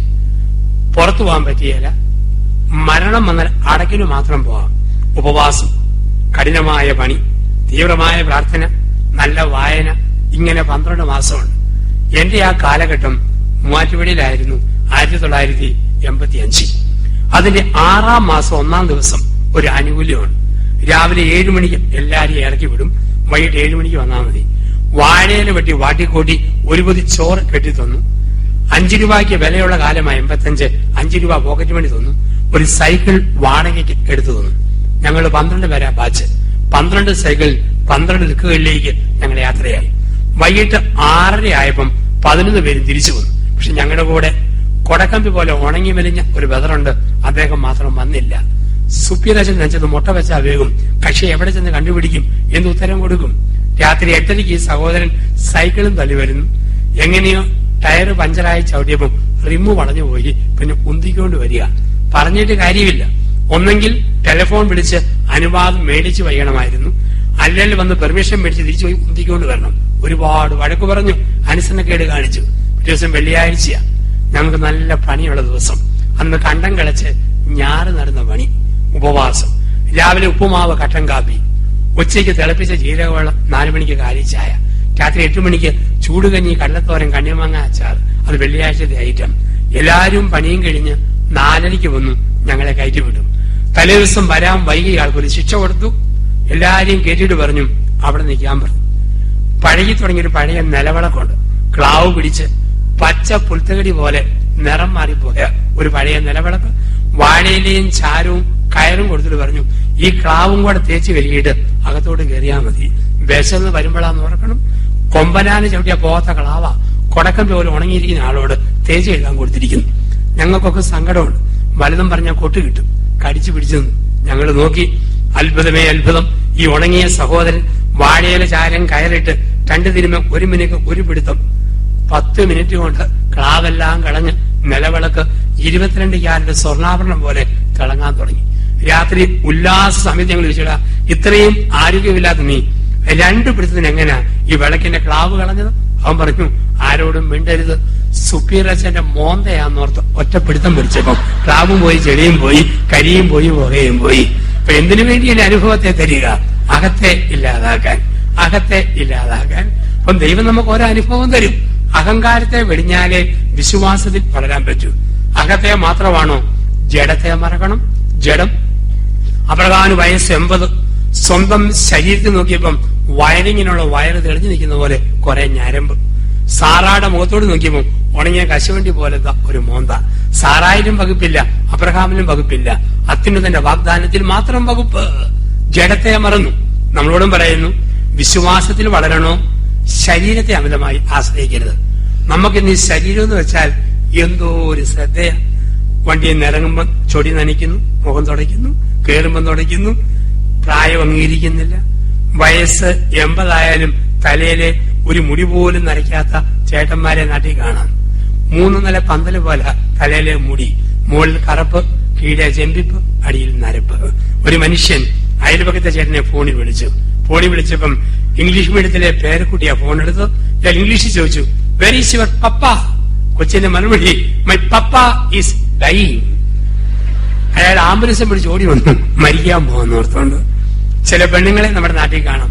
വയസ്സ് 18-20, കാണാൻ നല്ല ഭംഗി, മോഡസ്റ്റായിട്ട് തുണി കൊടുത്ത് നടന്നാൽ ആരും ഒന്നുകൂടെ നോക്കും. പക്ഷെ ചില യുവതികളെയും മറ്റും കാണാം ഇറുകിയ ഡ്രസ്സും ധരിച്ച് ഇല്ലിക്കുറ്റി പൂട്ടുകുറ്റി പോലെ ഒരു പ്രത്യേക ഷൂസ് വിട്ട് തല മുമ്പോട്ടുന്തി പുറവശം പിന്നോട്ട് തള്ളി നടക്കുന്ന കണ്ടാൽ തോന്നും കോട്ടയം ചങ്ങനാശ്ശേരി റൂട്ടിൽ ഏതോ എരുമക്കടാവ് പിണ്ണാക്കം വെള്ളം കുടിക്കാൻ പോണ പോലെ ഒരു പ്രത്യേക നടപ്പ് കാണാം. നമ്മുടെ ഓർമ്മ ശരീരമാണ് പ്രധാനപ്പെട്ടത്. ചിലക്കെന്തൊരു ടെൻഷനാ. 2 ചുമച്ചാ മതി, ഓ ടിവിയുടെ ആരംഭമാണോ ഇല്ലയോ, ചുമ പോകുന്നില്ലല്ലോ. ഒന്ന് വേർത്താ മതി, പ്രഷറാണോ. പെടലി ഒന്ന് ഉളിക്കാൻ മതി, അറ്റാക്കാണോ. ഊരിയിട്ട് തുണിയിലൂടെ 2 ഉറുമ്പ് കയറിയാൽ മതി, അയ്യോ ഉറുമ്പ് കയറി പോകുന്നു.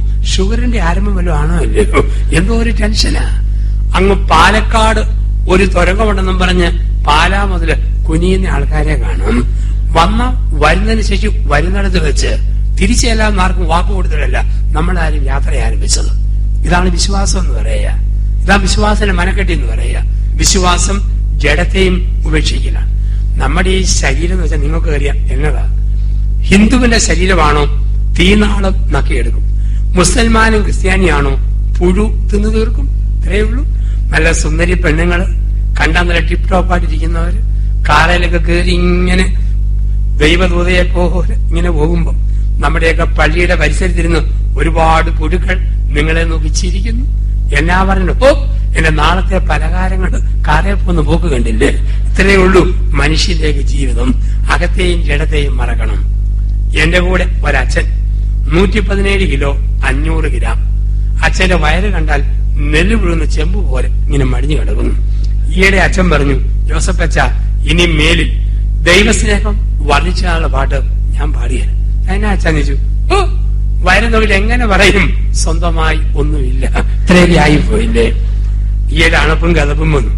ഡോക്ടർ അച്ഛനെ പരിശോധിച്ചിട്ട് പറഞ്ഞു, അച്ഛൻ 6 മാസം കൊണ്ട് 17 കിലോ കുറയ്ക്കണം, 100 കിലോയിലേക്ക് വരണം. അതിന് പകല് ഉറങ്ങരുത്, രാത്രി ഉറക്കം വരുമ്പം കിടക്കുക, ഉറക്കം വിടുമ്പോഴേ ചാടി എഴുന്നേക്കുക. 4 നേരത്തെ ഭക്ഷണം 8 നേരങ്ങളെ മുറിച്ചു കഴിക്കുക. വൈകിട്ട് 6 മണിക്ക് ശേഷം ഭക്ഷണം കഴിക്കാതിരിക്കുക. അങ്ങനെ തൂക്കം കുറയ്ക്കണം. എന്നിട്ട് പറഞ്ഞു, സ്വന്തമായി ഒരു ത്രാശ് മേടിച്ചിട്ട് ഡെയിലി നോക്കണം 50 ഗ്രാം 50 ഗ്രാം കുറഞ്ഞു വരുന്നുണ്ടോ. അച്ഛൻ ത്രാശ് മേടിച്ചു. ഒരാഴ്ച കഴിഞ്ഞപ്പോൾ ഡോക്ടറെ അത് വിജയിക്കുമെന്ന് തോന്നുന്നില്ല. അതെന്താ? പൊന്നു ഡോക്ടറെ, വയറ് കാരണം ത്രാശയിലെ അക്കം കാണാൻ മേല, ഇതാണ് പ്രശ്നം. ഡോക്ടർ പറഞ്ഞു, പോട്ട് കേറി നിൽക്കുമ്പോൾ തൂക്കം വിളിച്ചു പറയുന്ന ഇലക്ട്രോണിക് വെയിറ്റിംഗ് മെഷീനുണ്ട്, ഇലക്ട്രോണിക് ത്രാശ്, നിന്നാ മതി ത്രാശ് തൂക്കം പറയും. അത് മേടിച്ചു. 2-ാം ദിവസം പറഞ്ഞു, ഡോക്ടറെ അത്രയും കൂടെ വിജയിക്കുന്നില്ല. അതെന്താ? ഞാൻ കയറുമ്പോഴേ ത്രാശ് പറയുക, please 1 at a time, please 1 at a time. ഇപ്പൊ എത്ര വണ്ണമുണ്ടെങ്കിലും വയറുണ്ടെങ്കിലും ഈ ഭൂമിയിൽ പുഴുവിന്റെ പലഹാരങ്ങളായ മനുഷ്യൻ. ഇവിടെയാണ് പറയുക, അകത്തെ മറക്കുക, ജഡത്തെ മറക്കുക. വിശ്വാസത്തിൽ ഉപേക്ഷിച്ചാൽ മാത്രം പോരാ, ഒരു പുറപ്പാടും നടത്തണം. എന്താണ് പുറപ്പാട്? പുറപ്പാടെന്ന് പറഞ്ഞു കഴിഞ്ഞാൽ ദൈവം പറഞ്ഞ വഴിയിൽ, പറഞ്ഞ ദിശയിൽ, പറഞ്ഞ സമയത്ത് അബ്രാഹാം പുറപ്പെട്ടു. ഈ പുറപ്പാട് ആവശ്യമാണ്. അച്ഛന്മാരുടെ പുറപ്പാടാണ് സ്ഥലമാറ്റം കിട്ടുമ്പം പെട്ടിയും പ്രമാണവും തൂക്കി അടുത്ത സ്ഥലത്തേക്ക് പോവുക. കുടുംബജീവിതക്കാർക്ക് ഒരു പുറപ്പാടുണ്ട്. നിങ്ങൾക്ക് സ്ഥലമാറ്റമില്ല, പക്ഷേ മനസ്സിൽ ഒരു മാറ്റം. അതാണ് പുറപ്പാട്. കേട്ടിട്ടുണ്ട് എവിടെയെങ്കിലും? 2 വർഷം മാത്തുക്കുട്ടി, 3 വർഷം തോമാച്ചൻ, 5 വർഷം ആന്റണി, 2 വർഷം പെണ്ണമ്മ, 3 വർഷം കുഞ്ഞമ്മ, 3 വർഷം കുഞ്ഞുഞ്ഞമ്മ. ഇങ്ങനെ മാറി മാറി പോകാൻ പറ്റിയല്ല. പക്ഷേ ഭർത്താവ് സ്വന്തം ഇഷ്ടത്തിൽ നിന്നും ഭാര്യയുടെ ഇഷ്ടത്തിലേക്ക് പുറപ്പെടണം. ഭാര്യ സ്വന്തം ഇഷ്ടത്തിൽ നിന്നും ഭർത്താവിന്റെ ഇഷ്ടത്തിലേക്ക് പുറപ്പെടണം. കല്യാണം വരെ സ്വന്തം ഇഷ്ടം, കല്യാണം കഴിഞ്ഞാൽ എന്റെ ഭർത്താവിന്റെ ഇഷ്ടം, എന്റെ ഭാര്യയുടെ ഇഷ്ടം. ഇതാണ് പുറപ്പാട് എന്നൊക്കെ പറയുക. കല്യാണം കഴിഞ്ഞ ആദ്യ നാളുകളിൽ ഭർത്താവിനെ മനസ്സിലാക്കാൻ ഭാര്യയ്ക്കോ, ഭാര്യയെ മനസ്സിലാക്കാൻ ഭർത്താവിനോ പൂർണ്ണമായും കഴിയുകയില്ല. 5-6 മാസം കഴിയുമ്പോഴാണ് രണ്ടിന്റെയും വിശ്വരൂപങ്ങൾ നമ്മൾ കണ്ടു തുടങ്ങുക. ആ സമയത്താണ് ജീവിതത്തിന്റെ അഡ്ജസ്റ്റ്മെന്റ് എന്ന് പറയുക. അടുത്തിടെ കോട്ടയം KSRTC ബസ് സ്റ്റാൻഡിന്റെ തൊട്ട് താഴെ ഒരു 60-കാരൻ ഭർത്താവ് ഇൻഡിക്ക കാർ കൊണ്ടുവന്ന് പാർക്ക് ചെയ്തു. 60-കാരി ഭാര്യയുടെ കൈക്ക് ഇടത് കൈ അവിടെ വലത് കൈയുടെ കക്ഷത്തിലൂടെ ഇട്ട് W എഴുതുന്ന പോലെ പിടിച്ചോണ്ട് ഭർത്താവും ഭാര്യയും കൂടെ സിറ്റിയിലേക്ക് വരുന്നു. ആൾക്കാർ ചോദിച്ചു, 60-ാം വയസ്സിൽ എന്തൊരു മുടിഞ്ഞ പ്രേമം? കെട്ടിയൻ പറഞ്ഞു, പ്രേമമൊന്നുമല്ല, ഇവിടെ എനിക്കല്ലേ അറിയത്തുള്ളൂ. ഇവിടെ കയ്യെന്നെങ്ങാനും വിട്ടാൽ ഇവിടെ ഷോപ്പിങ്ങിന് ഓടിപ്പോകും, പോകാതിരിക്കാൻ വേണ്ടി ഞാൻ മുറുകെ പിടിച്ചിരിക്കുന്നതാണ്. ഇപ്പം ഭർത്താവിന്റെ ഇഷ്ടത്തിലേക്ക് ഭാര്യയുടെ പുറപ്പാട്, ഭാര്യയുടെ ഇഷ്ടത്തിലേക്ക് ഭർത്താവിന്റെ പുറപ്പാട്. വിശ്വാസം ഒരു ഉപേക്ഷയും പുറപ്പാടുമാണ്. 2, വിശ്വാസം ഇരുട്ടിലേക്കുള്ള എടുത്തുചാട്ടമാണ്. Faith is a leap in the dark എന്നാണ് പറയുക. ഡാർക്ക്നെസ്സിലേക്ക്, ഇരുട്ടിലേക്കുള്ള എടുത്തുചാട്ടമാണ്. വിശ്വാസം ഇരുട്ടിലേക്കുള്ള എടുത്തുചാട്ടമാണ്. നാളെ എന്തെന്ന് നമുക്കാർക്കും ഉറപ്പല്ല. അബ്രഹാമിനെ സംബന്ധിച്ച് ഇസഹാക്കിന് ജന്മം വരെ നാളെ എന്തെന്ന് ഒരുറപ്പുമില്ല. ദൈവം കാത്തോളും ഈ ഉറപ്പിലായിരുന്നു അബ്രഹാമിന്റെ യാത്ര. നമ്മളോടും പറയുന്നു, നാളെയെ കുറിച്ച് അമിതമായ ആകുലത വെക്കരുത്. ലൂക്കാസ് സുവിശേഷം 12:22 മുതൽ 38 വരെയുള്ള വാക്യങ്ങൾ. ആകുലപ്പെടുന്നത് കൊണ്ട് ആയുസ്സിന് ദൈർഘ്യം നിങ്ങൾ ആർക്കെങ്കിലും ഒരു മുഴം നീട്ടുവാൻ സാധിക്കുമോ? ഇന്നുള്ളതും നാളെ തീരെറിയുന്നതുമായ വയലിലെ പുല്ലിനെ ദൈവം ഇപ്രകാരം അണിയിക്കുന്നെങ്കിൽ അല്പവിശ്വാസികളെ എത്രയധികമായി കരുതുകയില്ല. അമിതമായ ആകുലതയരുത്. നമുക്കാർക്കും ഒന്നും ഉറപ്പല്ലല്ലോ. നാളെ എന്ത് സംഭവിക്കുമെന്ന് നമുക്കാർക്കും ഉറപ്പല്ല. പിന്നെ ദൈവത്തിന്റെ കരങ്ങളിലുള്ള ഒരു വെച്ചുകൊടുക്കൽ എന്ന് മാത്രം. ഓരോ നിമിഷം ദൈവം നമ്മളെ പരിപാലിക്കുക. ഇപ്പം തന്നെ ഞാൻ ഈ ഓഡിറ്റോറിയത്തിനകത്ത് കാണുന്നത് 100 കണക്കിന് സഹോദരി സഹോദരന്മാര് ഒന്നാം തരം കസേരകളിൽ ചാരിയിരുന്ന് മരിക്കുന്ന കാഴ്ചയാണ് ഞാൻ ഇവിടെ നിന്നുകൊണ്ട് കാണുക. അച്ഛനായ ഞാൻ സ്റ്റേജിൽ നിന്നു മരിക്കുന്നു, നിങ്ങൾ ഇരുന്നു മരിക്കുന്നു. അല്പം വകുപ്പ് തിരിയെന്നുള്ള പത്രത്തിൽ ഒരു പേജിന് വകുപ്പ്, ടിവിയിൽ ഒരു ചാനലിന് വകുപ്പ്. കുവൈറ്റിലെ ക്രൈസ്തവ സമൂഹത്തിന്റെ കൂട്ടമരണം എന്നും പറഞ്ഞ് ഒരു വലിയ വാർത്ത. എന്താണ് മരണം? പുറത്തേക്ക് വിട്ട ശ്വാസം. എന്താണ് ജീവൻ? അകത്തേക്കെടുത്ത ശ്വാസം. പുറത്തേക്ക് വിട്ട ശ്വാസത്തെ അകത്തേക്കെടുക്കാൻ പറ്റിയില്ലെങ്കിൽ അതിന് വിളിക്കുന്ന വാക്കാണ് മരണം. ഒരു വിവരമുള്ള കാരണവന്മാര് മരണത്തെ വിളിച്ച വാക്ക് കാറ്റുപോയി, കാറ്റുപോയി. ഏറ്റവും ചെറുപ്പം പോയ കാറ്റ് തിരിച്ചു കയറ്റാൻ പറ്റിയതാണ്. ഓരോ നിമിഷവും ദൈവത്തിന്റെ കരങ്ങളില്ല ഇരുട്ടിലേക്കുള്ള എടുത്തുചാടും. ഇന്നിവിടെ ആർക്കെവിടാ ഉറപ്പ്? ലോക പോലീസായ അമേരിക്കക്കാർക്കിന്ന് പേടിയാണ്. ന്യൂയോർക്കിൽ ഭയങ്കരമായ തണുപ്പ്, ചിക്കാഗോയിൽ ശീതക്കാറ്റ്, കാലിഫോർണിയയിൽ ഭൂമികുലുക്കം, ലോസ് ആഞ്ചലസിൽ കാട്ടുതീ, ഫ്ലോറിഡയിൽ ഹരിക്കെയിൻ. ഒന്നും ഉറപ്പല്ലല്ലോ. കടൽക്കാറ്റുകള് 2004 4 കാറ്റ് വന്നു. 2005 3 കാറ്റ് വന്നു. ദൈവമേ, എന്തായിരുന്നു അമേരിക്കയുടെ അവസ്ഥ? 2004 ആണുങ്ങളുടെ പേരിലാണ്. ആണുങ്ങളെ പിന്നെയും പറഞ്ഞ് സമാധാനിപ്പിക്കാം. പെണ്ണുങ്ങൾ തീരുമാനിച്ചോ തകർത്തിട്ടേ പോകത്തുള്ളൂ. 2004 കാറ്റ് ഐവാൻ, ഫ്രാൻസിസ്, ജീൻസ്, ചാൾസ്. വലിയ കുഴപ്പം വന്നില്ല. 2005 3 കത്രീന, റീത്ത, വിൽമ. അമേരിക്കയുടെ ആഫീസ് കൂട്ടിപ്പോയി. എനിക്കിത് ഒരിക്കലും മറക്കാൻ പറ്റിയല്ല. കാരണം ഞാൻ ഈ കാറ്റിന് നടുക്ക് ശ്വാസം വിട്ടിയ മനുഷ്യനാണ്. സെപ്റ്റംബർ ഞാൻ ധ്യാനിപ്പിക്കുകയാണ് ഫ്ലോറിഡയിലെ മയാമി കോറസ് വിങ് പള്ളിയില് 8 നോമ്പിന്റെ ധ്യാനം. 3-ാം ദിവസമായിരുന്നു കത്രീനയുടെ വരവ്. എന്റെ ദൈവമേ, എന്നാ ഇളക്കമായിരുന്നു. കരണ്ട് പോയി, ടെലിഫോൺ പോയി, ഹോട്ടൽ കൂട്ടി, പമ്പില്ല. ഒരു കൂട്ടുകാരന്റെ വീടിന്റെ അണ്ടർഗ്രൗണ്ടിൽ 2 ദിവസം ബ്രെഡും ഓംലെറ്റും കഴിച്ച് കട്ടൻ കാപ്പി അനത്തി കുടിച്ച് കഴിഞ്ഞ ദിവസങ്ങൾ ഓർമ്മയുണ്ട്.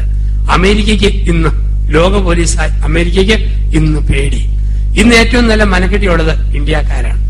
ഇന്ത്യയിൽ മനക്കെട്ടി മലയാളികൾക്കാണ്. കേരളത്തിൽ മനക്കെട്ടി കൂടുതൽ കോട്ടയം ജില്ലക്കാർക്കും കോട്ടയം ജില്ലയിൽ നിന്നും കുടിയേറിപ്പോയ ആൾക്കാർക്കുമാണ്. കാരണം കോട്ടയം ജില്ലക്കാർക്ക് മനക്കെട്ടിക്ക് കാരണമുണ്ട്. യുദ്ധമുണ്ടായാൽ ബോംബ് കോയമ്പത്തൂരും കോഴിക്കോടും കൊല്ലത്തും തിരുവനന്തപുരത്തും വീണാലും കോട്ടയം ജില്ലയിൽ ബോംബ് വീഴുകയില്ല. വീണാൽ തന്നെ അത് ഭൂമിയിൽ പതിക്കുകയില്ല, റബ്ബറിലൊടക്കിയിരുന്നോടും. ഇതാണ് ആൾക്കാരുടെ ധൈര്യം. ഇത്രയും ധൈര്യമുള്ള ആ കോട്ടയം ജില്ലക്കാരും അടിമുടി വിറയ്ക്കുന്ന അച്ഛൻ കണ്ടു. 2000 ആണ്ട് ഡിസംബർ 11 മുതൽ 2001 ജനുവരി 7 വരെ 3 ആഴ്ച നീണ്ടുനിന്ന നീണ്ട ഭൂമി കുലുക്കം. എന്തൊരു കുലുക്കമായിരുന്നു! ഞാൻ ജനത്തിന്റെ കൂടെ നിന്ന് കുലുങ്ങി തീർത്ത അച്ഛനാണ്. 1ാമത്തെ കുലുക്കം കാഞ്ഞിരപ്പള്ളി കത്തീഡ്രൽ ധ്യാനിപ്പിക്കുക. ഒരു തിങ്കളാഴ്ച രാവിലെ 6:55 ഒരു വീട് വെഞ്ചിരിക്കാൻ വേണ്ടി പോവുക. പോകുന്ന വഴിക്കാണ് കാലിന്റെ വെള്ളയിൽ ചൊറിയുന്ന പോലെ, ഇക്കിളി എടുക്കുന്ന പോലെ അനുഭവം. കിടക്കുമ്പോഴും ഇരിക്കുമ്പോഴും ഇക്കിളി മനസ്സിലാവും. കയറ്റം കയറുമ്പോഴത്തെ ഇക്കിളി കയറ്റം എവിടുന്നാന്ന് അറിയത്തില്ല. ഞാൻ നോക്കുമ്പോൾ ഒരു സ്ത്രീയും കൊച്ചിനെയും പൊക്കിക്കൊണ്ട് ഓടുന്നു. ഭൂമി കുലുങ്ങുന്നേ, ഭൂമി കുലുങ്ങുന്നേ. അപ്പോൾ ആ പിടികിട്ടത് കാലിന്റെ കീഴേ കിടന്ന് ഭൂമി കുലുങ്ങുന്നത് ഒരു തരിപ്പ് പോലെ കയറി വന്നതാ. പിന്നെ സ്ത്രീയും കൊച്ചും ഞാനും കൂടെ അടുത്ത് കണ്ട വീടിന്റെ ആടുന്ന ഭിത്തിയിൽ അള്ളിപ്പിടിച്ച് ഒരു 3-4 സെക്കൻഡ് നിന്ന് കാണും. ഇത് ആദ്യത്തെ കുലുക്കം. ഈ സമയം എന്റെ കൂടെയുള്ള വലിയച്ഛൻ കാഞ്ഞിരപ്പള്ളി വെള്ളിമഠത്തിലെ പ്രായം ചെന്ന കന്യാസ്ത്രീ അമ്മമാരെ കുമ്പസാരിപ്പിച്ച് കുനിഞ്ഞിരുന്ന് ഉപദേശം കൊടുക്കുകയായിരുന്നു. അല്പ കഴിഞ്ഞ് അച്ഛനെന്തോ അരിതായ്മ പോലെ ശേലികേട് പോലെ തോന്നി. അച്ഛൻ തലപൊക്കി നോക്കുമ്പോൾ 80 വയസ്സിലെ വലിയ കന്യാസ്ത്രീയും കുമ്പസാരക്കൂടും കമ്പിവലയും കൂടെ അച്ഛന് നേരെ ബോക്സിങ്ങിന് വരുന്ന പോലെ ചെരിഞ്ഞു വരുന്നു. ഇതായിരുന്നു ആദ്യത്തെ കുലുക്കം. അന്ന് ഉച്ചകഴിഞ്ഞ് 2:30 ദേശീയ നീന്തലിൽ സമ്മാനം കിട്ടിയ കുട്ടികളെ സമ്മാനം കൊടുക്കാൻ വേണ്ടി പാല അൽഫോൻസ കോളേജിൽ നിന്ന് എന്നെ വിളിച്ചിരുന്നു. ഞാൻ കുട്ടികൾക്ക് സമ്മാനം കൊടുത്ത് അനുമോദന പ്രസംഗം പറയുകയും ഒരൊറ്റ കുലുക്കം. പെൺപിള്ളാർ ജീവനും കൊണ്ട് ഓടി. സിസ്റ്റർ പ്രിൻസിപ്പാളും ഞാൻ മാത്രം സ്റ്റേജിൽ കസേരകൾ ഇരിക്കുക. എനിക്കും ഓടണമെന്ന് ആദ്യം തോന്നി. രണ്ടാമത് ദൈവമേ, ഒരു കന്യാസ്ത്രീയും കത്തനാരും കൂടെ പാലായിലൂടെ ഒരുമിച്ച് ഓടുന്ന കണ്ടാൽ ആൾക്കാരെല്ലാം പറയും. കടിച്ചു പിടിച്ച് സഹിച്ചിരുന്നു. കുലുക്കമെല്ലാം കഴിഞ്ഞു. പെൺപിള്ളാരകത്ത് കയറി വന്നു. അവസാനം നന്ദി പറഞ്ഞ പെൺകുട്ടി പറഞ്ഞു, പല ധ്യാനഗുരുക്കന്മാരെ കണ്ടു, പക്ഷെ പ്രസംഗിച്ച് ഭൂമി കുലുക്കുന്നവരെ ആദ്യം കാണുക. ഇതായിരുന്നു കുലുക്കം. അവസാന കുലുക്കം 2001 ജനുവരി 7 ഞായർ രാവിലെ കൃത്യം 8:30 പാലാ രൂപതയുടെ മറ്റക്കറിപ്പള്ളി അടുത്ത് കോട്ടയം രൂപതയുടെ മണ്ണൂപ്പള്ളി എന്ന പള്ളിയിൽ ഞാൻ ധ്യാനിപ്പിക്കുന്നു.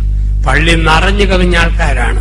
വികാരിയച്ഛൻ സൈഡിലുണ്ട്, കൂടെ ധ്യാനിപ്പിക്കേണ്ട അച്ഛന്മാര് പുറത്ത് വരാന്തയിലിരുന്ന് പ്രസംഗം കേൾക്കുന്നുണ്ട്. നമ്മുടെ പ്രിയപ്പെട്ടവരെ, അണ്ടകടാകങ്ങൾ വിറയ്ക്കുന്നു, അടിത്തറകൾ കുലുങ്ങുന്നു, വിട്ടവൻ വിളിക്കുമ്പം പോകാൻ തയ്യാറാകണം. ഇത് കുലുക്കത്തിന്റെ കാലമാണ്. എല്ലാവരും ധ്യാനത്തിന് വരണം.